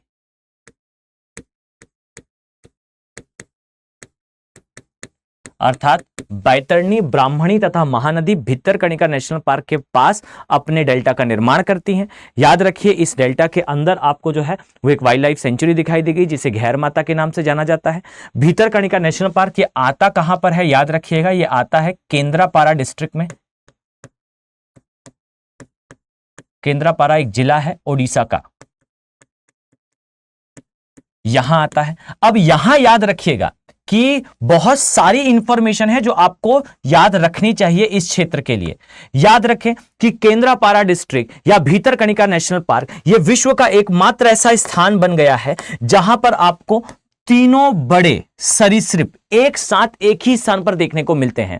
अर्थात आप पाएंगे जो बड़े सरीसृप हैं जिन्हें रेप्टाइल्स के नाम से जाना जाता है, ये खासकर कहलाते हैं मगरमच्छ। आप पाएंगे जो क्रोकोडाइल है, अब मैं यहां एक वर्ड यूज कर रहा हूं क्रोकोडाइल, अगर मैं मगरमच्छ यूज करूंगा तो आपको थोड़ा कंफ्यूजन होगा। क्लियर? अब देखिए 3 प्रकार के मगरमच्छ हैं, यहां मैं आपको इंफॉर्मेशन देता हूं। याद रखिए कि इसे कहा जाता है क्रोकोडाइल। अगर मैं हिंदी वर्ड यूज करूंगा तो फिर तीनों के लिए अलग अलग वर्ड नहीं है, यहां 2 में आपके आंसर रॉन्ग हो जाएंगे। क्लियर? क्रोकोडाइल। अब यहां ध्यान से देखिए कि एक जो मगरमच्छ है, अब मैं हिंदी वर्ड यूज करने लगूंगा। क्लियर? एक जो मगरमच्छ है, याद रखिए, इसे कहा जाता है इंडियन सॉल्ट वाटर या भारतीय खारे पानी का महामगरमच्छ। क्लियर? खारे पानी का, खारे पानी का महामगरमच्छ। क्लियर? एक ये है। अब ये याद रखिए कि ये पृथ्वी का जीवित सबसे बड़ा मांसाहारी जीव है। याद रखिए कि यहां पर स्पेस नहीं है, मैं आपको अन्यथा की स्थिति में इसे लिखकर ही बताता, आप लोग इसे नोट डाउन करेंगे। याद रखिए कि ये पृथ्वी का जीवित सबसे बड़ा मांसाहारी जीव है। इसके अलावा इसकी जो लेंथ होती है ये 20 से 25 फीट तक हो सकती है मेल की, फीमेल की थोड़ी कम होती है जिसे सेक्सुअल डायमॉर्फिज्म के नाम से जाना जाता है। इसी प्लेलिस्ट में आप नीचे जाएंगे तो मैंने सेक्सुअल डायमॉर्फिज्म के बारे में डिटेल में समझाया है। इसी प्रकार से नेक्स्ट इंफॉर्मेशन याद रखिए कि ये जो जीव हैं, ये जीव बेसिकली इंडिया में यहां पूरे जो हमारा पूर्वी तटीय वाला क्षेत्र है, उड़ीसा और आंध्रा वाले भाग में, आंध्रा में तो काफी कम बचे हैं, मुख्यतः उड़ीसा वाले भाग में पाए जाते हैं। इसके अलावा ये उत्तरी ऑस्ट्रेलिया में भी पाए जाते हैं। इसके अलावा ये सामान्यतः कहीं देखने को नहीं मिलते। इसके अलावा ये याद रखिए कि IUCN international union for conservation of nature में इनका स्टेटस है LC। LC का मतलब है लीस्ट कंसर्न। अगर इस वीडियो के पब्लिश होने के बहुत दिनों बाद आप ये वीडियो देख रहे हैं तो एक बार गूगल करके इसे चेक कर लें, जो है समय के साथ ये चेंज होता है। क्लियर? इनका शिकार बहुत करा जाता है, इस कारण जो है खतरे में आते जा रहे हैं। फाइन। अब एक और होता है, याद रखिए, जिसे कहा जाता है घड़ियाल। देखिए, जहां मैं आपसे एक्सपेक्ट कर रहा हूं कि आप उसका हिंदी वर्ड याद करें, आपको वहां पर हिंदी वर्ड ही याद करना है। याद रखिए, ये जो घड़ियाल है इसके लिए वर्ड यूज होता है, ये फिश ईटर है तथा ताजे पानी के घड़ियाल हैं। ताजे पानी के मगरमच्छ है। क्लियर? अब यह चीज याद रखिए कि इनका मुख्यतः आवास आपको भारत में चंबल नदी में देखने को मिलता है। चंबल, केन, बेतवा यहां पर आपको देखने को मिलता है। एक समय पर भारत में हर एक स्थान पर थे, मुख्यतः चंबल तथा केन, बेतवा में देखने को मिलता है। लेकिन एक स्थान और है जिसे रामगंगा के नाम से जाना जाता है। ये रामगंगा वाले क्षेत्र में भी देखने को मिलते हैं। और ये भी याद रखिएगा कि जो रामगंगा में देखने को मिलते हैं, ये रामगंगा में एक नेशनल पार्क के आसपास खासकर देखने को मिलते हैं। कौन सा है वो नेशनल पार्क, तो मैंने रिवर वाला जो आपको क्लास कराई थी उसमें मैंने डिटेल में बताया था। रामगंगा नदी जो है वो जिम कॉर्बेट नेशनल पार्क से निकलती है, जो तोतों के लिए भी प्रसिद्ध है, पहला टाइगर रिजर्व भी है, भारत का पहला इंडिपेंडेंस के बाद भारत का पहला नेशनल पार्क भी है, और वहां ये घड़ियाल भी देखने को मिलते हैं। क्लियर। अब यहां याद रखिए कि रामगंगा में और चंबल नदी में मिलते हैं, उन्हें यहां पर रिहैबिलिटेट करा गया है, इनको यहां पर इंट्रोड्यूस करा गया है। पॉइंट क्लियर है। चलिए, इसी प्रकार से एक और जो है वो घड़ियाल आपको देखने को मिलेगा। याद रखिए, इसे बेसिकली जाना जाता है मगर के नाम से। क्लियर। ये याद रखिए कि ये आकार में जो है सबसे बड़ा ये होता है, उससे बड़ा उससे छोटा ये होता है, सबसे छोटा जो है वो ये होता है। कभी कभार इनके साइज में थोड़ा सा कंपैरिजन अलग हो जाता है। क्लियर। यहां मगर के लिए याद रखिए कि ये खारे पानी तथा ताजे पानी दोनों में अनुकूलित हो सकते हैं सामान्यतः। क्लियर। और इन दोनों का स्टेटस आपको मुझे बताना है। एक काम मैं आपका आसान कर देता हूं, जो IUCN स्टेटस है वो सबसे खतरनाक इसका है, इसका थोड़ा सा नॉर्मल है। क्लियर। अब आप मुझे बताएंगे, एक का मैंने आपसे बताया, इन दोनों का आप मुझे बताएंगे।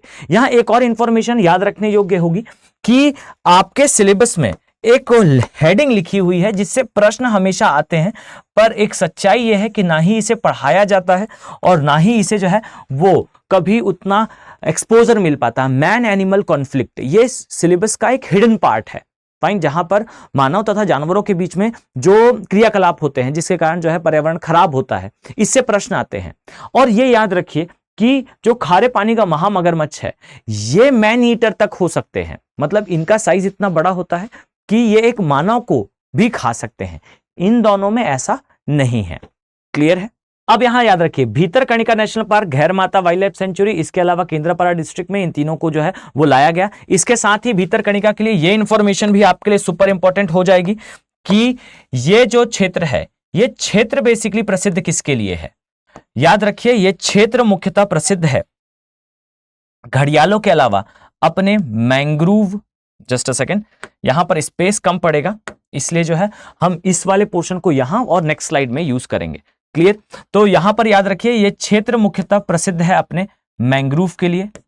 और यह याद रखिएगा कि मैंग्रोव के विकास के कारण जो चक्रवात हैं,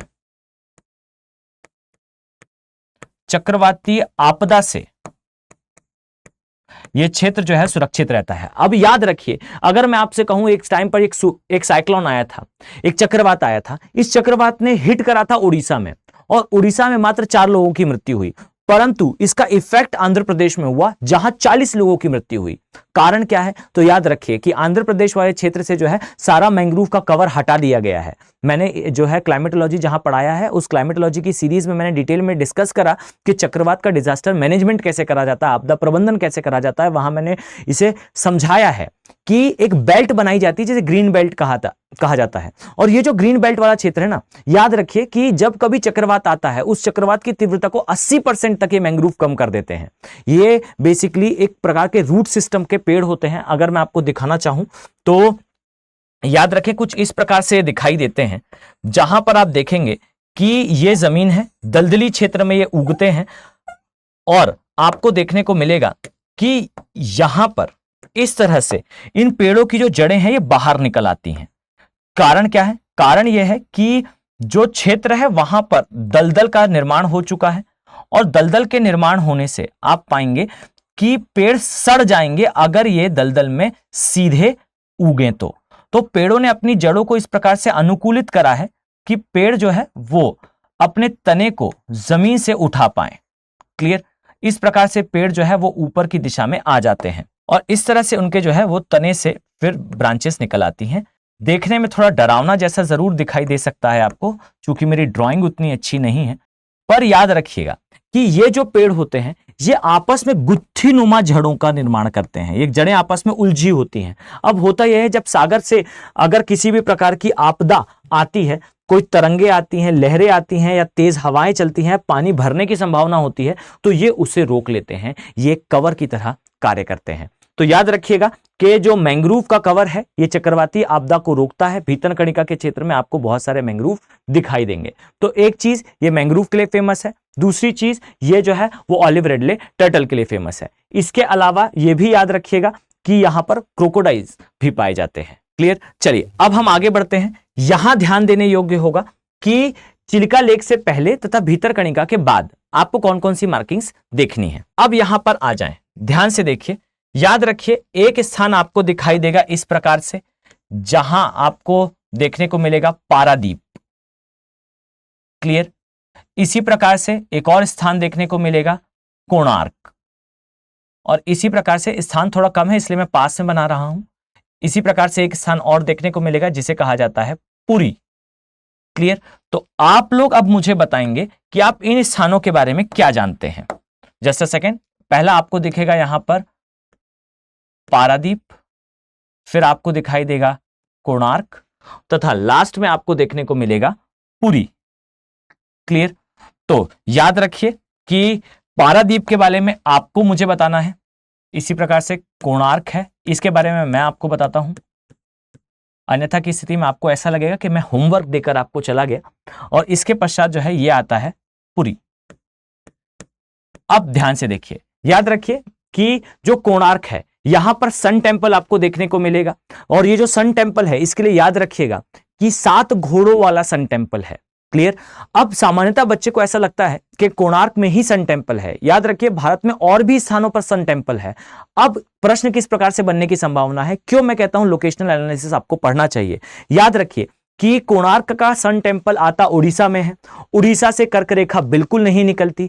प्रश्न आएगा क्या कर्क रेखा सूर्य मंदिर से सन टेम्पल से गुजरती है? बच्चे को लगेगा सन टेम्पल कोणार्क में है, सर ने मार्किंग कराई है, और उड़ीसा से नहीं निकलती कर्क रेखा, तो प्रश्न होगा कि नहीं गुजरती। परंतु याद रखिए कि एक प्लेस और है गुजरात, जहां पे मोढेरा में एक सन टेम्पल है, और उस सन टेम्पल के ऊपर से कर्क रेखा गुजरती है। अब आप मुझे कमेंट सेक्शन में बताएं कि भारत में कुल कितने सन टेम्पल हैं, और यह स्टेटमेंट अपनी कॉपी में लिख लें कि कोणार्क के सन टेम्पल से तो नहीं, परंतु गुजरात के मोढेरा के सन टेम्पल से जो कर्क रेखा है वो गुजरती है। क्लियर? अब यह काफी इंपॉर्टेंट रिलीजियस प्लेस है। इसी के बाद आपको दिखाई देगा पुरी। अब याद रखें जो पुरी है ये जगन्नाथपुरी, यहां पर जो है वो टेम्पल है, एक मंदिर है, काफी प्रसिद्ध है। अब आप मुझे बताएं कि ये जो विष्णु का टेम्पल है या कृष्ण का टेम्पल है। कुछ लोग मेरे इस ब्लफ को समझ गए होंगे, इस चीज को समझ गए होंगे कि मैं प्रश्न को घुमाने का प्रयास कर रहा हूं। क्लियर? तो आप मुझे बताएंगे कि यहां पर टेम्पल है किस चीज का। ओके, मैं अवतार की बात कर रहा हूं। आप सभी ने वैष्णो रिलीजन यूपीएससी की जर्नी में जरूर पढ़ा होगा, और नहीं भी पढ़ा, इर्रेस्पेक्टिव कि आपका रिलीजन क्या है, आपको जानना चाहिए कि चूंकि आप इस देश में निवास करते हैं, इस देश की संस्कृति के बारे में। क्लियर? और अगर यह भी नहीं जानना है तो एटलीस्ट आपको यह इसलिए पढ़ लेना चाहिए क्योंकि ये यूपीएससी में तो आता है। क्लियर? तो जगन्नाथपुरी, इसके लिए याद रखिए कि यहां पर जो है एक फेमस टेम्पल है। चलिए, तो अब यहां पर ध्यान से देखें, यहां पर आपको एक झील दिखाई देगी। अब यह झील आपके लिए और भी ज्यादा इंपॉर्टेंट हो जाती है। ध्यान से देखिएगा, याद रखें कि यहां इस झील के लिए आपको बहुत सारी चीजें याद करनी है। क्लियर? पहले तो मैं आपको बता दूं कि इस झील में एक नदी आकर अपना जो है वो डेल्टा बनाती है। क्लियर? या मैं आपसे सीधा सीधा कहूं तो एक नदी जो है इस स्थान पर अपना जल विसर्जित करती है। याद रखिए यहां पर एक नदी जो है अपना डेल्टा बनाती है। कौन सी है ये नदी और क्यों आपके लिए इस नदी के बारे में जानना जरूरी है, समझिएगा कि इस नदी को कहा जाता है दाया नदी। क्लियर? नाम याद रखिएगा, इसे कहा जाता है दाया। और यह याद रखिएगा कि इसका नाम दाया क्यों पड़ा है। तो आपने शायद सुना होगा अशोका ने अपना एक धर्म स्टार्ट करा था जिसे अशोक धम्मा के नाम से जाना जाता है। यह कब स्टार्ट करा था? जब जो अशोक है उसने युद्ध लड़ा था कलिंग के साथ, और कलिंग के युद्ध में हुई हिंसा से हृदय परिवर्तन हुआ था अशोक का। याद रखिए अशोक का ये जो हृदय परिवर्तन हुआ था वो जिस नदी के लाल हो जाने से, जिस नदी के रक्त तप्त हो जाने से हुआ था, वो नदी दाया थी। कलिंग क्षेत्र उड़ीसा में ही आता है, और इसी नदी के किनारे जो है वो अशोका का हृदय परिवर्तन हुआ था। क्लियर? और ये नदी कहां पर अपना डेल्टा बनाती है? तो चिल्का झील में। क्लियर? अब यहां पर मैं एक मार्किंग मेंशन कर देता हूं जिससे आप लोग बाद में नोट्स मेकिंग में आपको किसी भी प्रकार की कोई समस्या ना हो। आइए याद रखें इसे कहा जाता है चिलिका झील। अब यहां याद रखें कि चिलिका झील के अंदर मैं मार्किंग यहां मेंशन कर दूं, उसके बाद हम आगे बढ़ेंगे। याद रखिए चिलिका झील के अंदर आपको एक द्वीप दिखाई देगा, याद रखिए इसे कहा जाता है नलबाना द्वीप। क्लियर, इसे याद रखें। क्लियर, जस्ट अ सेकेंड, यहां मैं नाम मेंशन कर दूं, ये मार्किंग में एन जो है आपको स्पष्ट रूप से दिखाई देगा।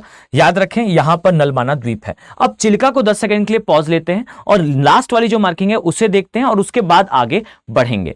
कारण क्या है, चिलिका के बारे में हमें बहुत डिटेल में देखना है। याद रखिए आपको यहां नीचे की तरफ एक मार्किंग ऐड करनी है। कौन सी है वो मार्किंग, तो यहां पर आपको दिखाई देगा एक नदी और एक क्षेत्र। क्लियर, इस तरह से आती हुई एक नदी दिखाई देगी। याद रखिए नदी का नाम है ऋषिकुल्या और याद रखिए जो प्लेस है इसका नाम है गोपालपुर। और ये याद रखिए कि गोपालपुर के पास ऋषिकुल्या नदी जो है अपने डेल्टा का निर्माण करती है, तथा साथ में आपको इसके बारे में इंफॉर्मेशन याद होनी चाहिए कि इस स्थान पर भी आने वाले समय में गवर्नमेंट ऑफ इंडिया जो है बंदरगाह बनाने के बारे में विचार कर रही है। आपको याद होना चाहिए कि गवर्नमेंट ऑफ इंडिया जो है वो इस स्थान पर बंदरगाह बनाने के बारे में विचार कर रही है। पॉइंट क्लियर हो चुका है। चलिए तो अब हम आते हैं बेसिकली चिलिका झील के ऊपर। अब यहां ध्यान से देखिए, याद रखिएगा अगर मैं आपसे कहूं कि क्या क्या इंफॉर्मेशन आपको पता होनी चाहिए चिलिका लेक के बारे में, तो बहुत ध्यान से देखिए। पहली चीज याद रखिएगा कि यह झील जो है वो पूरे दक्षिण अर्थात साउथ ईस्ट एशिया की, अच्छा दक्षिण पूर्वी एशिया की सबसे बड़ी लगून झील है। क्लियर, और यहां पर लगून झील को कयाल नहीं कहा जाता। क्लियर, इसके अलावा याद रखिएगा कि जो चिलिका झील है इसमें आपको एक द्वीप दिखाई देगा जिसे कहा जाता है नलबाना द्वीप। और यह याद रखिए कि जो नलबाना द्वीप है इस द्वीप में आपको एक बर्ड सेंचुरी अर्थात यहां पर आपको एक बर्ड सेंचुरी दिखाई देगी जिसे कहा जाता है मंगल जोड़ी बर्ड सेंचुरी। और यह भी याद रखिएगा कि यह क्षेत्र बेसिकली किस किस के लिए फेमस है, तो आपको बेसिकली यहां पर एक तो मैंग्रोव का विकास देखने को मिलता है अर्थात मैंग्रोव कवर देखने को मिलता है।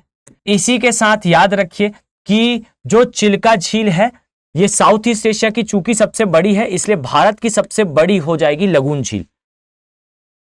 और यहां पर यह याद रखिएगा कि भारत की सबसे बड़ी खारे पानी की झील भी यही है, लेकिन भारत की सबसे बड़ी अंतःस्थलीय खारे पानी की झील अर्थात इनलैंड सॉल्ट वाटर लेक ये कौन सी होगी, ये सांबर होगी जो राजस्थान में आती है। ओके, चलिए अब यहां दूसरी इंफॉर्मेशन याद रखिए कि यह क्षेत्र किस किस जीव के लिए प्रसिद्ध है। तो यह क्षेत्र सबसे पहले तो आपको ऑलिव रेडले टर्टल,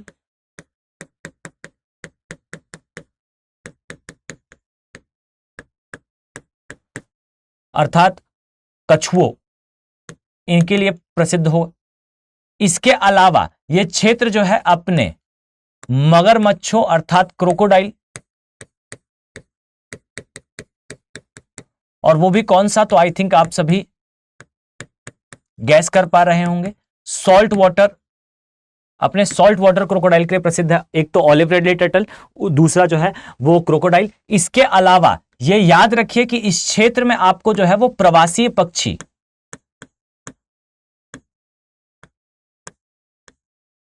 आते हुए दिखाई। अब यहां पर थोड़ा सा होल्ड करें, हो सकता है बच्चों कि आपको लगे कि मैं बहुत ज्यादा चीजें आपको बता रहा हूं, पर याद रखिए यही एक्चुअल यूपीएससी है। अगर आपने यहां तक वीडियो देखा है इसका मतलब है कि आप एक्चुअल यूपीएससी एस्पिरेंट हैं।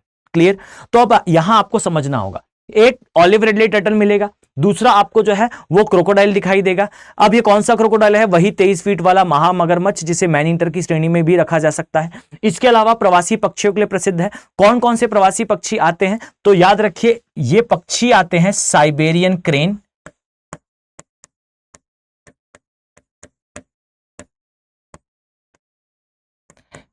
इसके अलावा एक वर्ड मैं बोल रहा हूं स्पून बैलीड सैंड पाइपर। ये याद रखिए ये बहुत कम बचे हैं, लगभग 100 से 500 के बीच में बचे हैं और ये खत्म होने वाले हैं। यूपीएससी डेफिनेटली आने वाले समय में इससे प्रश्न पूछेगा। याद रखिए कि ये जो पक्षी हैं ये बाहर से आते हैं, कहां से आते हैं अभी एग्जैक्टली मैं आपको बताऊंगा। याद रखिए कि स्पून बैलेट साइंड पाइपर, ये काफी ज्यादा इनकी संख्या कम हो चुकी है, आपको इसके बारे में याद रखना चाहिए। तो एक हो गया साइबेरियन क्रेन, एक हो गया स्पून बैलेट साइंड पाइपर, तीसरा हो गया फ्लेमिंगो, और याद रखिए चौथा हो गया व्हाइट बेलीड ईगल, या जिसे हम चील के नाम से जानते हैं। क्लियर? ये 3-4 जो है वो मुख्य हैं। इसके अलावा ये भी याद रखिए प्रवासी पक्षी आते कहां से हैं। तो याद रखिए ये प्रवासी पक्षी एक तो जो है वो साइबेरिया से आते हैं,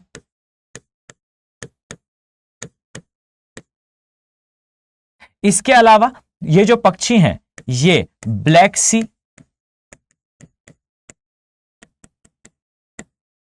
कैस्पियन सी या कैस्पियन सागर कह लें, तथा अराल सी या अराल सागर कह लें, इनसे आते हैं। ब्लैक सी से कौन कौन से देश जो है वो सीमा बनाते हैं ये मैंने प्रीवियस वीडियो में बताया है। मेरा फर्स्ट वीडियो जो आप देखेंगे जहां से मैंने मैपिंग कराना स्टार्ट करा, वहां पर ये जो है वो मैंने समझाया है। कैस्पियन सी से कौन कौन से देश बनाते हैं, बुल्गारिया, रोमानिया, रसिया, यूक्रेन, टर्की, जॉर्जिया, ये एक। और एक सेट ये है कि अजरबैजान, रशिया, तुर्कमेनिस्तान और ईरान, ये दूसरा सेट। अब ये दोनों के साथ जो है ये बॉर्डर्स बनाते हैं। कौन कौन से देश हैं आप लोग जाकर आसानी से देख सकते हैं। अराल सी ये 2 देशों के मध्य स्थित है, आपको मुझे बताना है ये 2 देश कौन से हैं। क्लियर? चलिए अब ये आते कहां से हैं, ये पक्षी कौन से हैं और कहां मिलते हैं, चिलिका झील में। क्लियर? अब चिलिका झील में इसके अलावा और क्या मिलता है, क्रोकोडाइल मिलता है, और क्या मिलता है, ऑलिव रिडले टर्टल, साथ में मैंग्रोव। अब इसके अलावा ये याद रखिए ये क्षेत्र जो है वो अपनी डॉल्फिन्स के लिए काफी प्रसिद्ध है। और ये याद रखिए कि एक्चुअली में इस प्रकार से पढ़ा जाता है, यूपीएससी में एक पॉइंट को पकड़ा फिर उसके बारे में डिटेल्ड एनालिसिस करा। अब यहां याद रखिए इस क्षेत्र में आपको 6 प्रकार की डॉल्फिन देखने को मिलती है। क्लियर? मैंने डॉल्फिन के लिए डेडिकेटेड वीडियो भी बनाया है कि डॉल्फिन्स में कैसे सेक्सुअल डायमॉर्फिज्म वर्क करता है। इसी प्लेलिस्ट में जब आप नीचे जाएंगे तो वहां आपको डॉल्फिन वाला वीडियो भी मिल जाएगा। अगर आपके पास समय हो तो जरूर जाकर उसे देखें, आपका नॉलेज एनहेंस होगा। अब देखिए याद रखिए ये जो डॉल्फिन्स हैं इसके लिए यहां पर 6 प्रकार की डॉल्फिन देखने को मिलती हैं। क्लियर? यहां पर 6 प्रकार की डॉल्फिन देखने को मिलती हैं। कौन कौन सी हैं वो 6 प्रकार की डॉल्फिन? तो देखिए सबसे पहला है spinner, striped, humpback, bottlenose, और जो है वो इरावदी। और इरावदी के अलावा जो है एक स्थानिक डॉल्फिन और भी है। ठीक, अब आपको ये 6 की 6 डॉल्फिन अपने माइंड में सेटल डाउन रखनी है, वो स्पिनर हो, स्ट्रिप्ड हो, बॉटल नेक हो या इरावदी हो। अब यहां जानने योग्य बात क्या है, अब यहां जो 6 प्रकार की डॉल्फिन है ध्यान से देखिएगा, एक है स्पिनर, एक है स्ट्रिप्ड, एक है हम्पबैक, एक है बॉटल नेक या फिर बॉटल नोज भी कहा जाता है इसे। इसके अलावा इरावती और फिनलेस, ये 6 डॉल्फिन्स हैं जो यहां मिलती हैं। यहां जानने योग्य बात यह है कि एक डॉल्फिन जो है यहां पर आती कहां से है, तो याद रखिए नाम है इसका इरावदी डॉल्फिन, इरावदी डॉल्फिन। और याद रखिए ये जो इरावदी डॉल्फिन है ये इरावदी नदी के डेल्टा के पास मिलती है, और ये इरावदी नदी जो है ये म्यांमार की नदी है, यानी कि म्यांमार की एक रिवर है। और याद रखिए ये प्रवास करके भारत में आती है और यहां पर जो है वो इसका ब्रीडिंग प्लेस भी देखने को मिलता है। क्लियर? अब यहां जानने योग्य है इरावदी नदी है, तो इरावदी नदी में मिलने वाली जो डॉल्फिन है ये ताजे पानी की डॉल्फिन होगी। ये क्षेत्र कैसा है, ये तो खारे पानी का है। पर याद रखिए इरावदी में नहीं मिलती है, इरावदी के माउथ पर मिलती है, जहां डेल्टा है वहां मिलती है। ये भारत आती है इसके नेस्टिंग के लिए। क्लियर? तो यहां मैं उन डॉल्फिन के नाम मेंशन करता हूं, ध्यान से देखिएगा। इसके अलावा यहां पर फिनलेस, इसके अलावा स्पिनर, स्ट्रिप्ड, हम्पबैक और बॉटल नोज या बॉटल नेक। इतना आपको बेसिकली चिल्का झील के बारे में पता होना चाहिए। आई थिंक आपको ये चीजें बेहतर तरीके से अब क्लियर हैं। अब आ जाए, हम जो है अगला तट देखना प्रारंभ करते हैं। याद रखिए ये तट कौन सा है, तो ये तट बेसिकली आपको दिखाई देगा आंध्र प्रदेश का तट। याद रखिए इस प्रकार से आपको जो है ये तट देखने को मिलता है, ये है वो क्षेत्र। याद रखिए इस स्थान पर आपको एक झील देखने को मिलेगी। कौन सी है ये झील, तो आई थिंक आप लोग कुछ देर बाद इसे समझ जाएंगे। याद रखिए आंध्रा का जो तट है इसे उत्तरी सरकार या नॉर्दर्न सरकार के नाम से जाना जाता है। अब यहां पर इसे थोड़ा एडजस्ट कर दें। याद रखिए आपको इस स्थान पर कुछ दो नदियां जो है वो डेल्टा बनाती हुई दिखाई देंगी। अब यहां इन दोनों का नाम आपके लिए जानना अत्यंत आवश्यक है। याद रखिए एक नदी आपको इस प्रकार से आती हुई दिखाई देगी। याद रखें ये नदी कौन सी है, तो ये नदी है बेसिकली गोदावरी।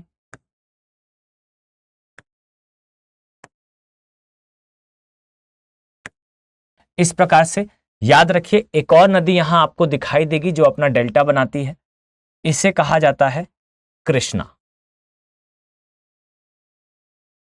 और ये याद रखिए कि गोदावरी और कृष्णा नदी का जो ये डेल्टा वाला भाग है, ये भाग किसके लिए प्रसिद्ध है, तो आपको पहले याद रखना होगा ऊपर जो है वो गोदावरी का डेल्टा है।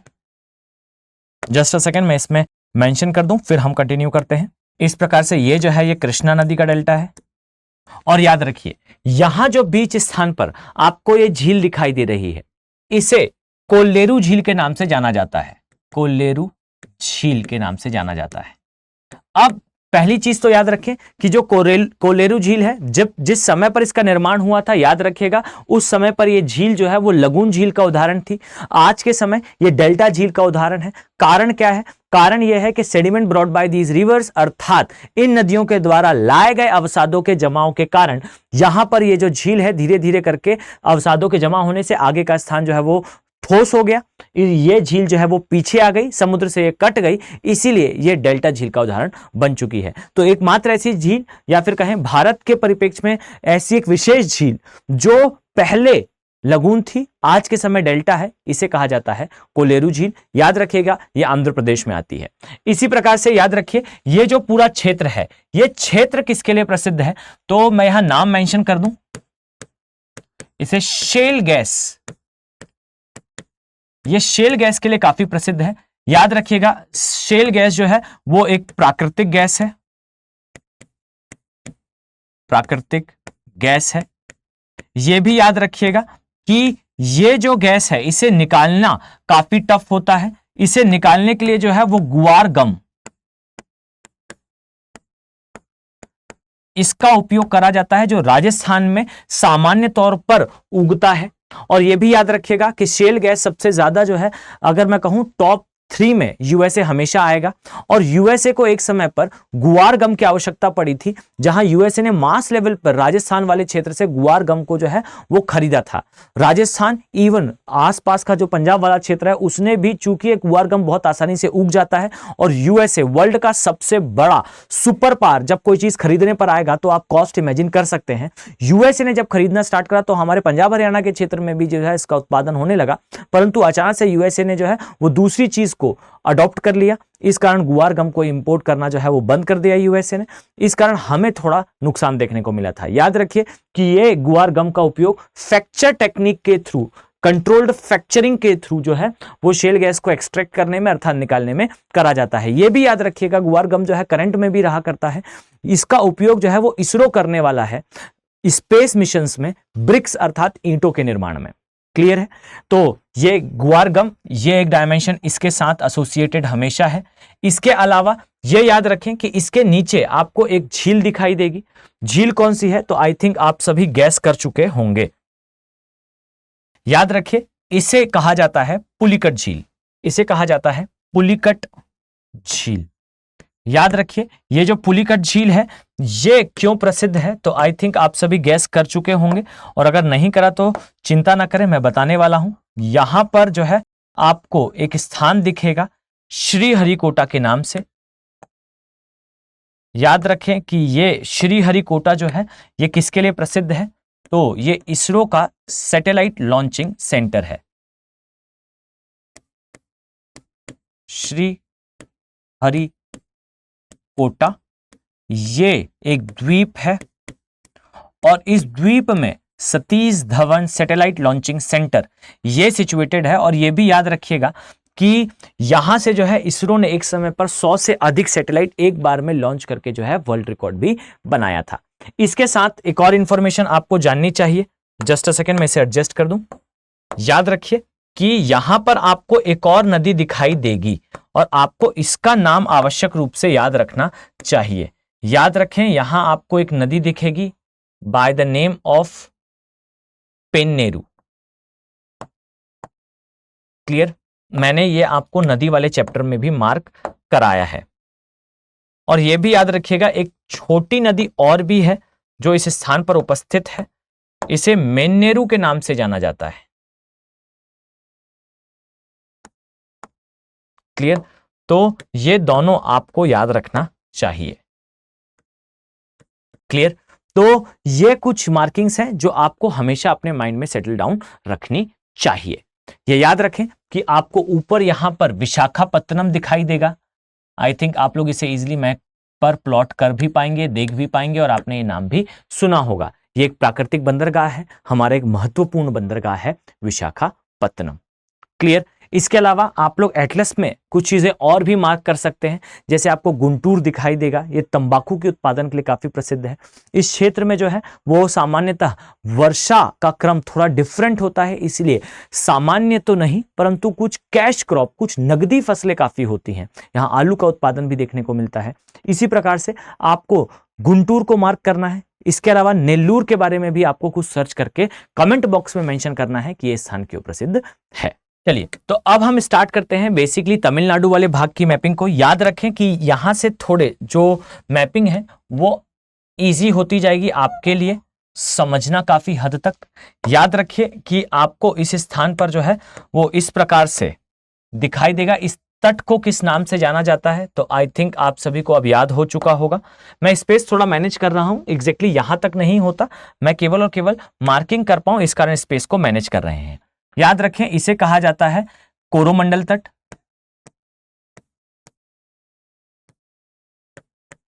कोरोमंडल तट, ये याद रखिएगा कि इस कोरोमंडल तट का आपको कुछ विस्तार देखने को मिलता है। इस प्रकार से याद रखिए, ये आप पाएंगे यहां से इस तरह से चलते हुए कुछ एक विस्तार जाता है। इसकी मुझे आवश्यकता पड़ेगी, इसीलिए आपको थोड़ा सा यहां पर इंगित होना होगा, अपना ध्यान केंद्रित करना होगा। क्लियर? यहां आपको नीचे जो है वो श्रीलंका दिखाई देता है। क्लियर?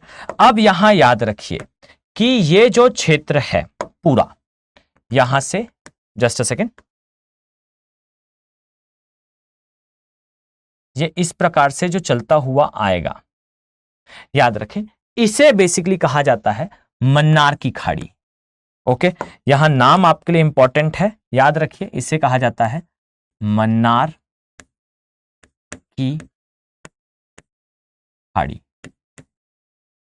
याद रखिए ये जो मन्नार की खाड़ी वाला एरिया है, इसके लिए आपको याद रखना है कि ये मन्नार बायोस्फीयर रिजर्व में आता है, जो भारत का एकमात्र सागरीय या मैरीटाइम बायोस्फीयर रिजर्व है। क्लियर? याद रखिए मन्नार की खाड़ी में आता है ये मन्नार बायोस्फीयर रिजर्व है, एकमात्र भारत का सागरीय बायोस्फीयर रिजर्व। याद रखें ये किसके लिए प्रसिद्ध है, तो यहां पर आपको जो है वो कोरल अर्थात प्रवाल का भी विस्तार देखने को मिलेगा। ज्यादा नहीं है परंतु है प्रवाल का विस्तार। इसके अलावा याद रखिए कि यहां पर आपको जो है मैंग्रोव का भी विस्तार देखने को मिलेगा, और ये काफी रेयर कंडीशन है। किसी एक क्लास में मैं आपको डिटेल में समझाऊंगा कि एक ही स्थान पर प्रवाल अर्थात कोरल और मैंग्रोव कभी नहीं हो सकते। मैंग्रोव के उगने के लिए पानी के अंदर अवसाद की मात्रा होना ज्यादा जरूरी है, अर्थात दलदली क्षेत्र होना जरूरी है, और प्रवालों के वहां उपस्थित होने के लिए यह आवश्यक है कि उस स्थान पर जो पानी हो वो साफ और नीले कलर का हो, जिससे जो सनलाइट है अर्थात सूर्य का प्रकाश है वो पेनिट्रेट करते हुए नीचे तक आए। अब यहां याद रखिए कि यहां पर क्यों दोनों देखने को मिलता है, क्योंकि इसका एक भाग जो है हमारे पश्चिमी घाट तरफ आता है और एक पोर्शन जो है पूर्वी घाट तरफ आता है। यहां याद रखने योग्य इंफॉर्मेशन है कि हमारा जो पूर्वी घाट वाला भाग है, हमेशा याद रखिए कि यहां चूंकि नदियों ने अपने डेल्टा का निर्माण करा है, इसके जल के अंदर अवसाद की मात्रा ज्यादा है और इसीलिए आपको यहां मैंग्रोव उगते हुए दिखाई देंगे। इसी प्रकार से हमारा जो पश्चिमी क्षेत्र है, यहां आपको देखने को मिलेगा कि यहां के क्षेत्र में नदियां डेल्टा नहीं बनाती, बड़ी नदियां अपना जल विसर्जित नहीं करती। यही कारण है कि यहां पर आपको कोरल का विकास देखने को मिलेगा। जहां प्रवाल का विकास होगा वहां पर जो रेत है वो सफेद कलर की होगी।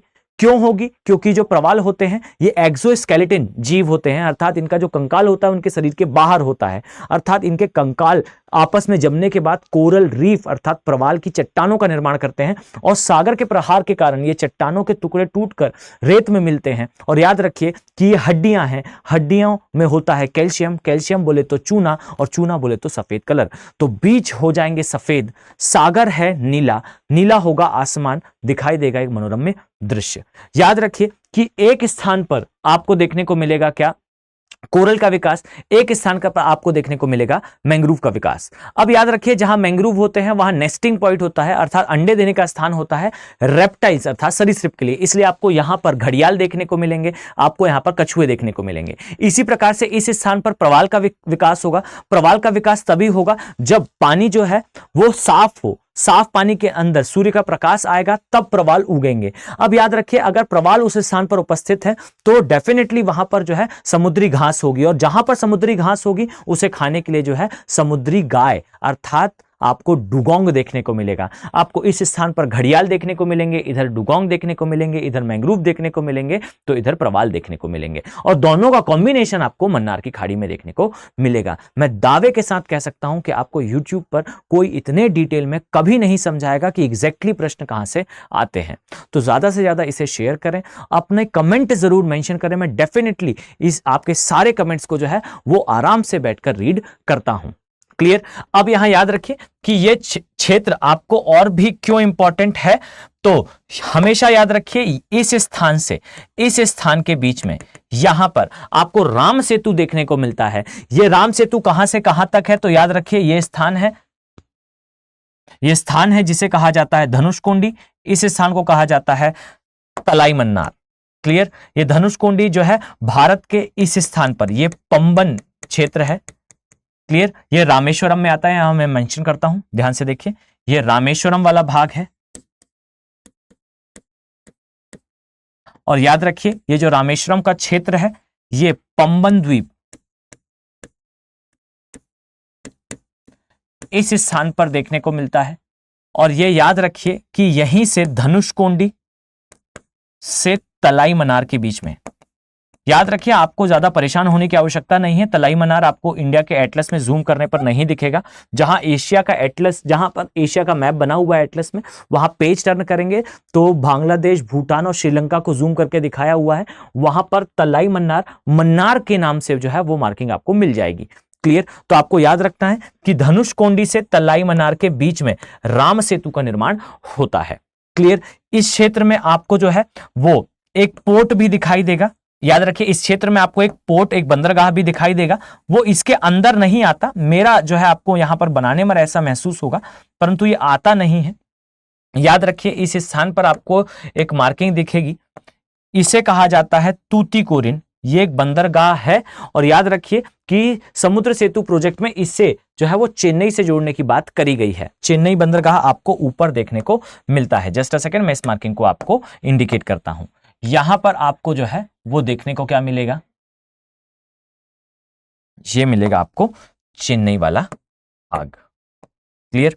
तो ये एक चेन्नई बंदरगाह है, यहां आपको देखने को मिलेगा। क्लियर? तो ये याद रखिए कि इस क्षेत्र की इंफॉर्मेशन क्या है। तो एक और जो है डायमेंशन आपको याद रखना चाहिए। इस स्थान पर आपको एक नदी दिखाई देगी। अगर आपने मेरा नदी वाला चैप्टर देखा होगा तो यहां पर आपको पता होगा कि एक नदी है जिसे कहा जाता है बेसिकली क्या? वेंगई नदी। जस्ट अ सेकेंड, याद रखिए जो पंबन वाला चैनल है वहां आगे की ओर प्रवाहित होती है वेंगई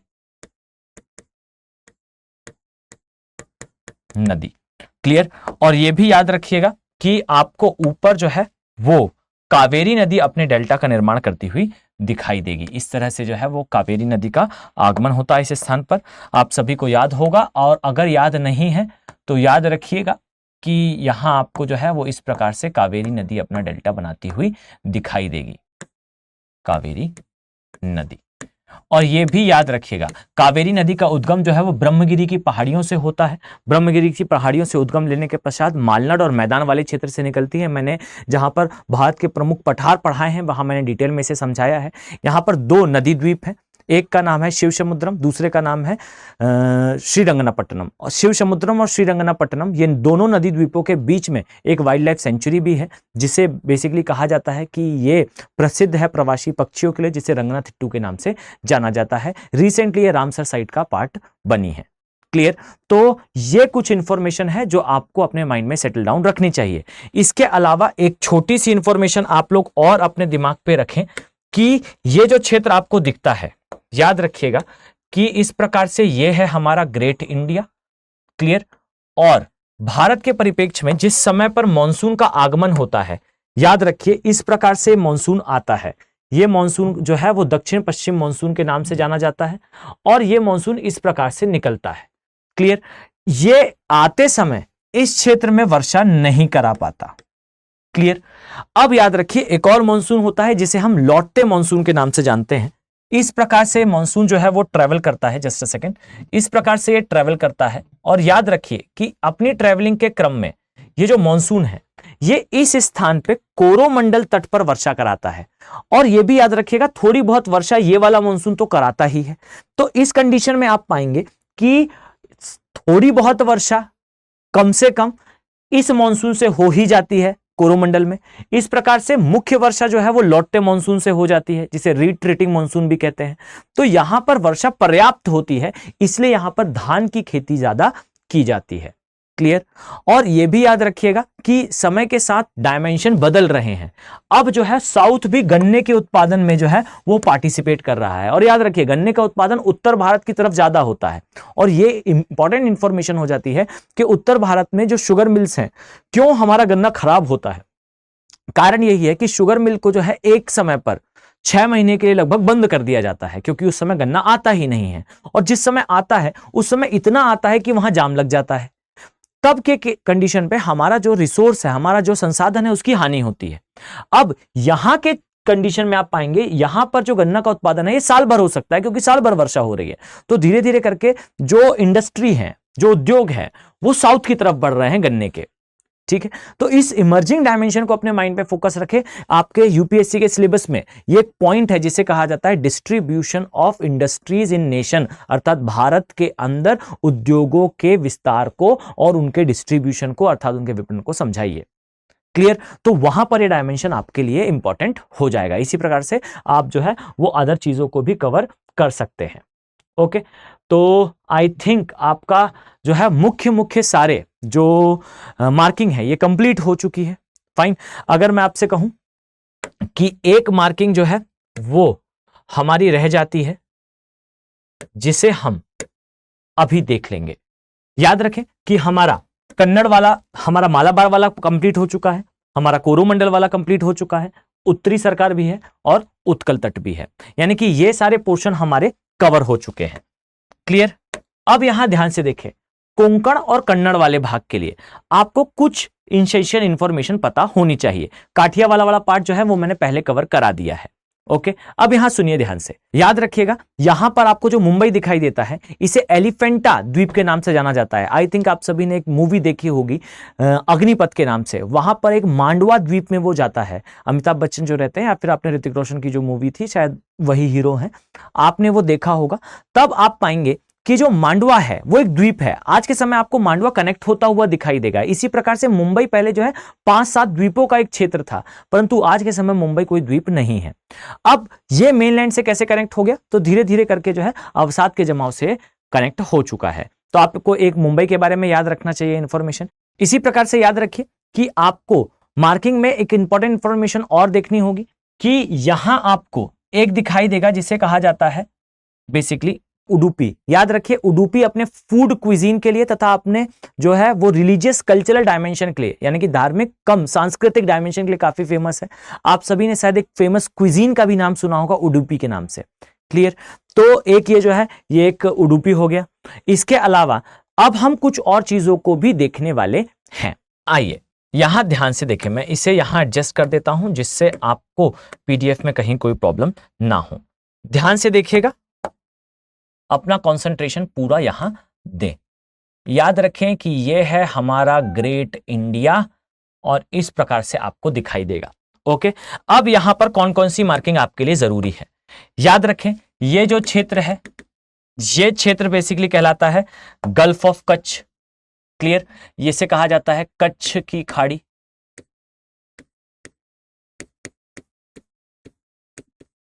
इसमें याद रखिए यहां पर आपको दिखाई देगा सर क्रिक वाला पार्ट, जैसा मैंने स्टार्ट में बताया कि आपको सर क्रिक। इसी प्रकार से यहां पर आपको दिखाई देगा कोरी क्रिक और इसी प्रकार से यहां आपको दिखाई देगा गोदाई क्रिक, या कई जगह इसे सोते के नाम से जाना जाता है। ज्यादा परेशान ना हो, यह क्षेत्र जो है वो एक दरार के समान दिखाई देते हैं। अब यहां पर कुछ चीजें याद रखिए कि यहां पर तेल तो नहीं परंतु प्राकृतिक गैस काफी मिलती है, तेल भी काफी मिलता है। ऐसा कहा जाता है कि भारत जो है इस क्षेत्र को इसीलिए पाकिस्तान को नहीं देना चाहता। ऐसा बिल्कुल नहीं है। याद रखिए भारत बहुत बड़े हृदय का देश है, आपको प्राउड होना चाहिए टू बीइंग एन इंडियन। आप पाएंगे कि इस क्षेत्र को ना देने का सबसे बड़ा कारण क्या है कि जो कच्छ वाला भाग है, ये जो क्षेत्र है ये वास्तविकता में अभी जमीन से जुड़ चुका है, परंतु ये क्षेत्र पहले जो है एक द्वीप था। आप पाएंगे कि ये द्वीपीय क्षेत्र का पार्ट था। यहां पर ये जो आपको काठियावाड़ दिखता है, ये काठियावाड़ वाला क्षेत्र भी द्वीप था और ऊपर कच्छ वाला क्षेत्र भी द्वीप था। समय के साथ अवसाद के जमाव से ये जो है वो मुख्य भूमि से जुड़ चुके हैं। क्लियर? अब यहां याद रखिए कि ये जो क्षेत्र है यहां वाला, इसे कहा जाता है कच्छ का रण, कच्छ रण। और याद रखिए ये जो कच्छ रण वाला क्षेत्र है ये अपने खराई, कैमल या मैं कहूं खराई ऊंटों के लिए काफी प्रसिद्ध है। और याद रखिए जो खराई ऊंट है इसे स्विमिंग कैमल या तैरने वाले ऊंटों, इनके नाम से भी जाना जाता है। और यह भी याद रखिएगा कि ये जो तैरने वाले ऊंट हैं इनका उपयोग जो है वो नमक उत्पादन में करा जाता है। यहां पर छोटे छोटे द्वीप आपको दिखाई देंगे। याद रखिए इन द्वीपों में जो है वो नमक का उत्पादन करा जाता है और इन द्वीपों से एक द्वीप से दूसरे द्वीप जाने में इन ऊंटों का उपयोग कराता है। और यही याद रखिएगा कि ये अडॉप्टेड हैं, अनुकूलित हैं पानी में तैरने के लिए। आपको दिखाई देगा कि लगभग 2 से 3 किलोमीटर एक बार में सांस भरने पर ये ऊंट तैर पाते हैं। पानी के अंदर नहीं जाते नो डाउट, परंतु ये तैर पाते हैं। और ये भी याद रखिएगा कि ये जो है वो सागरीय घास भी खा सकते हैं। क्लियर? मतलब ये पूरी तरह से अनुकूलित है इस प्रकार के कार्य के लिए। मतलब यहां पर हम एनिमल क्रुएलिटी नहीं कर रहे हैं उन जीवों पे। क्लियर? अब यहां पर याद रखिए कच्छ रण में कुछ नदियां भी जो है अपना जो है जल विसर्जित करती हैं, लेकिन कच्छ रण में यानी कि वो कच्छ की खाड़ी तक नहीं पहुंच पाती। पॉइंट क्लियर है? अब इसके अलावा ये याद रखिए ये जो क्षेत्र है यहां पर आपको एक द्वीप दिखाई देगा इस प्रकार से। याद रखिएगा इस द्वीप को कहा जाता है द्वारिका। याद रखिए कि आप सभी ने माइथोलॉजी में या फिर आपने कभी ना कभी लाइफ में सुना जरूर होगा कि कृष्ण जी ने जो है वो अपनी उंगली पर गोवर्धन पर्वत को उठा लिया था द्वारिका को बचाने के लिए, क्योंकि द्वारिका पानी के अंदर जाने वाली थी। याद रखिएगा पूरे प्रायद्वीपीय भारत का ऐसा कोई क्षेत्र नहीं है जो कंप्लीटली सागर के अंदर गया हो और फिर वहां से बाहर आया हो, लेकिन इसका एक अपवाद है और वो अपवाद है द्वारिका। याद रखिए द्वारिका पूरी तरह से एक समय पर पानी के अंदर जाने के पश्चात जो है वापस से री इमर्ज हुई है। द्वारिका जुड़ी हुई है हमारे इस क्षेत्र से। क्लियर? अब ये याद रखिए ये वाला जो कोस्ट है इसे बेसिकली कहा जाता है पोरबंदर कोस्ट, पोरबंदर तट। इसी प्रकार से याद रखिएगा इस स्थान पर आपको दीव दिखाई देगा, इस स्थान पर आपको दमन दिखाई देगा। फाइन, यहां मैं नाम मेंशन कर दूं, जस्ट अ सेकेंड। आपको यहां पर दमन, इसके ऊपर यहां पर आपको दो मार्किंग्स और दिखेंगी। याद रखें, एक सूरत दिखेगा, एक भरूच दिखेगा, और यहां आपको एक पोर्ट और दिखाई देगा जिसे कहा जाता है खंबात पोर्ट। इसके अलावा ये जो क्षेत्र है, याद रखें, इसे जो है वो खंबात की खाड़ी के नाम से जाना जाता है।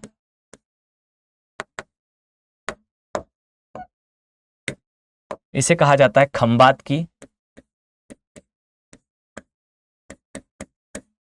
खाड़ी। और याद रखिए कि खंबात की खाड़ी में आपको यहां पर खंबत या खंबात पोर्ट देखने को मिलेगा, बंदरगाह देखने को मिलेगा। यहां आपको जो है इस प्रकार से सूरत, इस प्रकार से भरूच। देख के बताइएगा मुझे कि सूरत नीचे है या भरूच ऊपर है, या भरूच ऊपर है और सूरत नीचे है। यहां याद रखिए, यहां नर्मदा तथा तापी एस्चुरी का निर्माण करते हुए जो है वो अपना जल विसर्जित करते हैं खंबात की खाड़ी में। रिवर वाले चैप्टर में मैंने बताया था आपको कि यहाँ 4 नदी अपना जल विसर्जित करती है, नर्मदा, तापी, साबरमती तथा माही। माही नदी कर्क रेखा को 2 बार जो है वो काटती है। क्लियर। इसी प्रकार से याद रखिएगा, नीचे जैसा मैंने आपको बताया, यहां पर आपको मुंबई दिखाई देगा, यहां पर याद रखिएगा जामनगर दिखाई देगा। जामनगर क्यों प्रसिद्ध है? तो यहां पर है बेसिकली कांडला पोर्ट। मैंने आपको शुरुआत में ही बताया कांडला पोर्ट की पूरी जियोपॉलिटिक्स के बारे में। ये है कांडला, जहां पर जो है, जहां से जो है हमारा मुख्यतः तेल आता है। तो कांडला से तेल आएगा, जामनगर में रिफाइन होगा, भारत में आगे पूरी जगह सप्लाई होगा। इसी प्रकार से नीचे की मार्किंग्स आपने देखी, यहां आपको मुंबई दिखाई देगा, नीचे आप आएंगे तो यहां पर उडुपी दिखाई देगा। इसी प्रकार से कर्नाटका की कुछ मार्किंग्स मैं आपको यहां पर शो करना चाहता हूं, बहुत ध्यान से देखिए और इसे अपने नोट्स में जरूर मेंशन करें आप। क्लियर। याद रखें, आपको इस स्थान पर एक नेशनल पार्क दिखाई देगा जिसे दंदेली के नाम से जाना जाता है। जस्ट अ सेकेंड, इसे दंदेली के नाम से जाना जाता है। इसी प्रकार से नेशनल पार्क,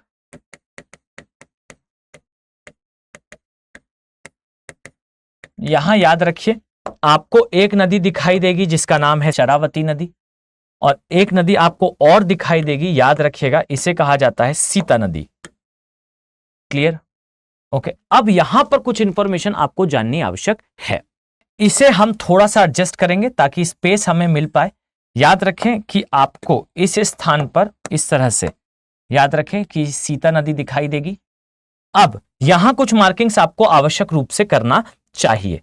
याद रखिए कि आपको एक स्थान दिखेगा जिसे कहा जाता है मैंगलोर, ये एक बंदरगाह है। जस्ट अ सेकेंड, इसके ऊपर आप जाएंगे तो आपको कुद्रेमुख दिखेगा, इसके ऊपर जाएंगे तो यहां आपको चिकमंगलूर दिखेगा, इस स्थान पर जाएंगे तो आपको बेंगलोर दिखेगा, और इस स्थान पर आएंगे तो आपको रंगनाथिट्टू दिखाई देगा। इन 5 डॉट्स को अपने दिमाग में सेटल डाउन कर लें, आने वाले समय में डेफिनेटली यूपीएससी यहां से प्रश्न करेगा। क्लियर। अब क्यों करेगा तो मैं यहां पर पहले नेमिंग मेंशन कर दूं। याद रखिए, इसे कहा जाता है मैंगलोर, इसे कहा जाता है कुद्रेमुख, इसी प्रकार से इसे कहा जाता है चिकमंगलूर, इसी प्रकार से इसे कहा जाता है बेंगलोर। याद रखिए यहां पर है बेंगलोर से सबसे पास का, लोकेशनल एनालिसिस में सबसे पास का बन्नेरघट्टा नेशनल पार्क, और इसी प्रकार से ये है रंगनाथिट्टू। मैंने पहले ही आपको इस सब के बारे में बता रखा है। चिकमंगलूर जो है वो कॉफी के लिए उत्पादन के लिए प्रसिद्ध है। इसी प्रकार से कुद्रेमुख जो है अपने आयरन ओर अर्थात लौह अयस्क के उत्पादन के लिए प्रसिद्ध है, और यहीं से जो लौह अयस्क है वो मैंगलोर के माध्यम से हम इसे निर्यात कर देते हैं, किसको? जापान को। और यह याद रखिएगा, जो जापान है उसे निर्यात करने का मुख्य कारण क्या है? बुलियंस थ्योरी ये कहती है कि आपको कभी अपने संसाधनों को जो प्राकृतिक रूप से आपको मिले हैं उन्हें कभी भी नहीं देना चाहिए किसी देश को। भारत क्यों देता है? तो इसका मुख्य कारण है हम ऑल वेदर फ्रेंडशिप बाय करना चाहते हैं जापान के साथ, क्योंकि जापान ही वो देश है जो भारत और चीन के युद्ध के समय भारत के लिए गेम चेंजर हो सकता है, क्योंकि चाइना का जो डिफेंस मैकेनिज्म है वो इस प्रकार से निर्मित है कि चाइना कभी भी एक समय पर 2 वॉर डोर ओपन नहीं कर सकता। भारत के साथ अगर युद्ध होता है और जापान केवल और केवल इतना कह दे कि हम भारत के साथ हैं, तो जापान के इस स्टेटमेंट से चाइना के ऊपर प्रेशर क्रिएट होगा। शिंजो आबे जो अब समाप्त हो चुके हैं, पहले जापान के जो है वो पीएम थे, उनका विजिट हुआ था जब इंडिया में, तो उन्होंने स्टेटमेंट दिया था कि भारत और पाकिस्तान के मध्य जो तनाव है ये ज्यादा से ज्यादा 70 साल का होगा। चाइना और जापान के बीच में लास्ट 700 साल से जो है वो इसी प्रकार की स्थिति है, जो ये बताता है कि जापान भी भारत के साथ फ्रेंडशिप करना चाहता है। क्लियर। तो हम उसे जो है इस प्रकार से आयरन ओर भेजते हैं। ये पूरा कंप्लीट हुआ हमारा चैप्टर मैपिंग का। आई होप आपको ये सीरीज पसंद आ रही होगी। थोड़ी लेंथ ज्यादा थी, पर मैं मानकर चलता हूं कि आपको जो है बहुत सारा वैल्यूएबल कंटेंट मिला है। मैं आप सभी से एक जेन्युइन रिक्वेस्ट करना चाहता हूं, अगर आप इस प्रकार के वीडियोस को देखना चाहते हैं तो ज्यादा से ज्यादा इस सीरीज को सपोर्ट करें, इसे शेयर करें, फाइन, अपने कमेंट जरूर लिखें, और साथ ही साथ अगर पॉसिबल हो तो आप सभी जो है वो हमारे P2I बैचेस तक आएं। देखिए, आपने वीडियो यहां तक अगर देखा है तो मैं मानकर चलता हूं कि आप एक सीरियस एस्पिरेंट हैं।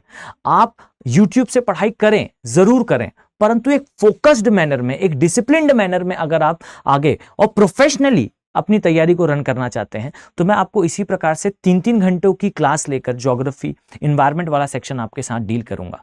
वहां पर आपको 1-to-1 मेंटरशिप मिलेगी। आप जो है वो अपने मेंटर से डायरेक्टली प्रश्न कर सकते हैं। आप P2I बैचेस में आएंगे तो ऐसा नहीं है कि आपको प्रश्न पूछने के लिए केवल कमेंट करने की आवश्यकता होगी। ऑडियो का भी ऑप्शन होता है, वीडियो का भी ऑप्शन होता है।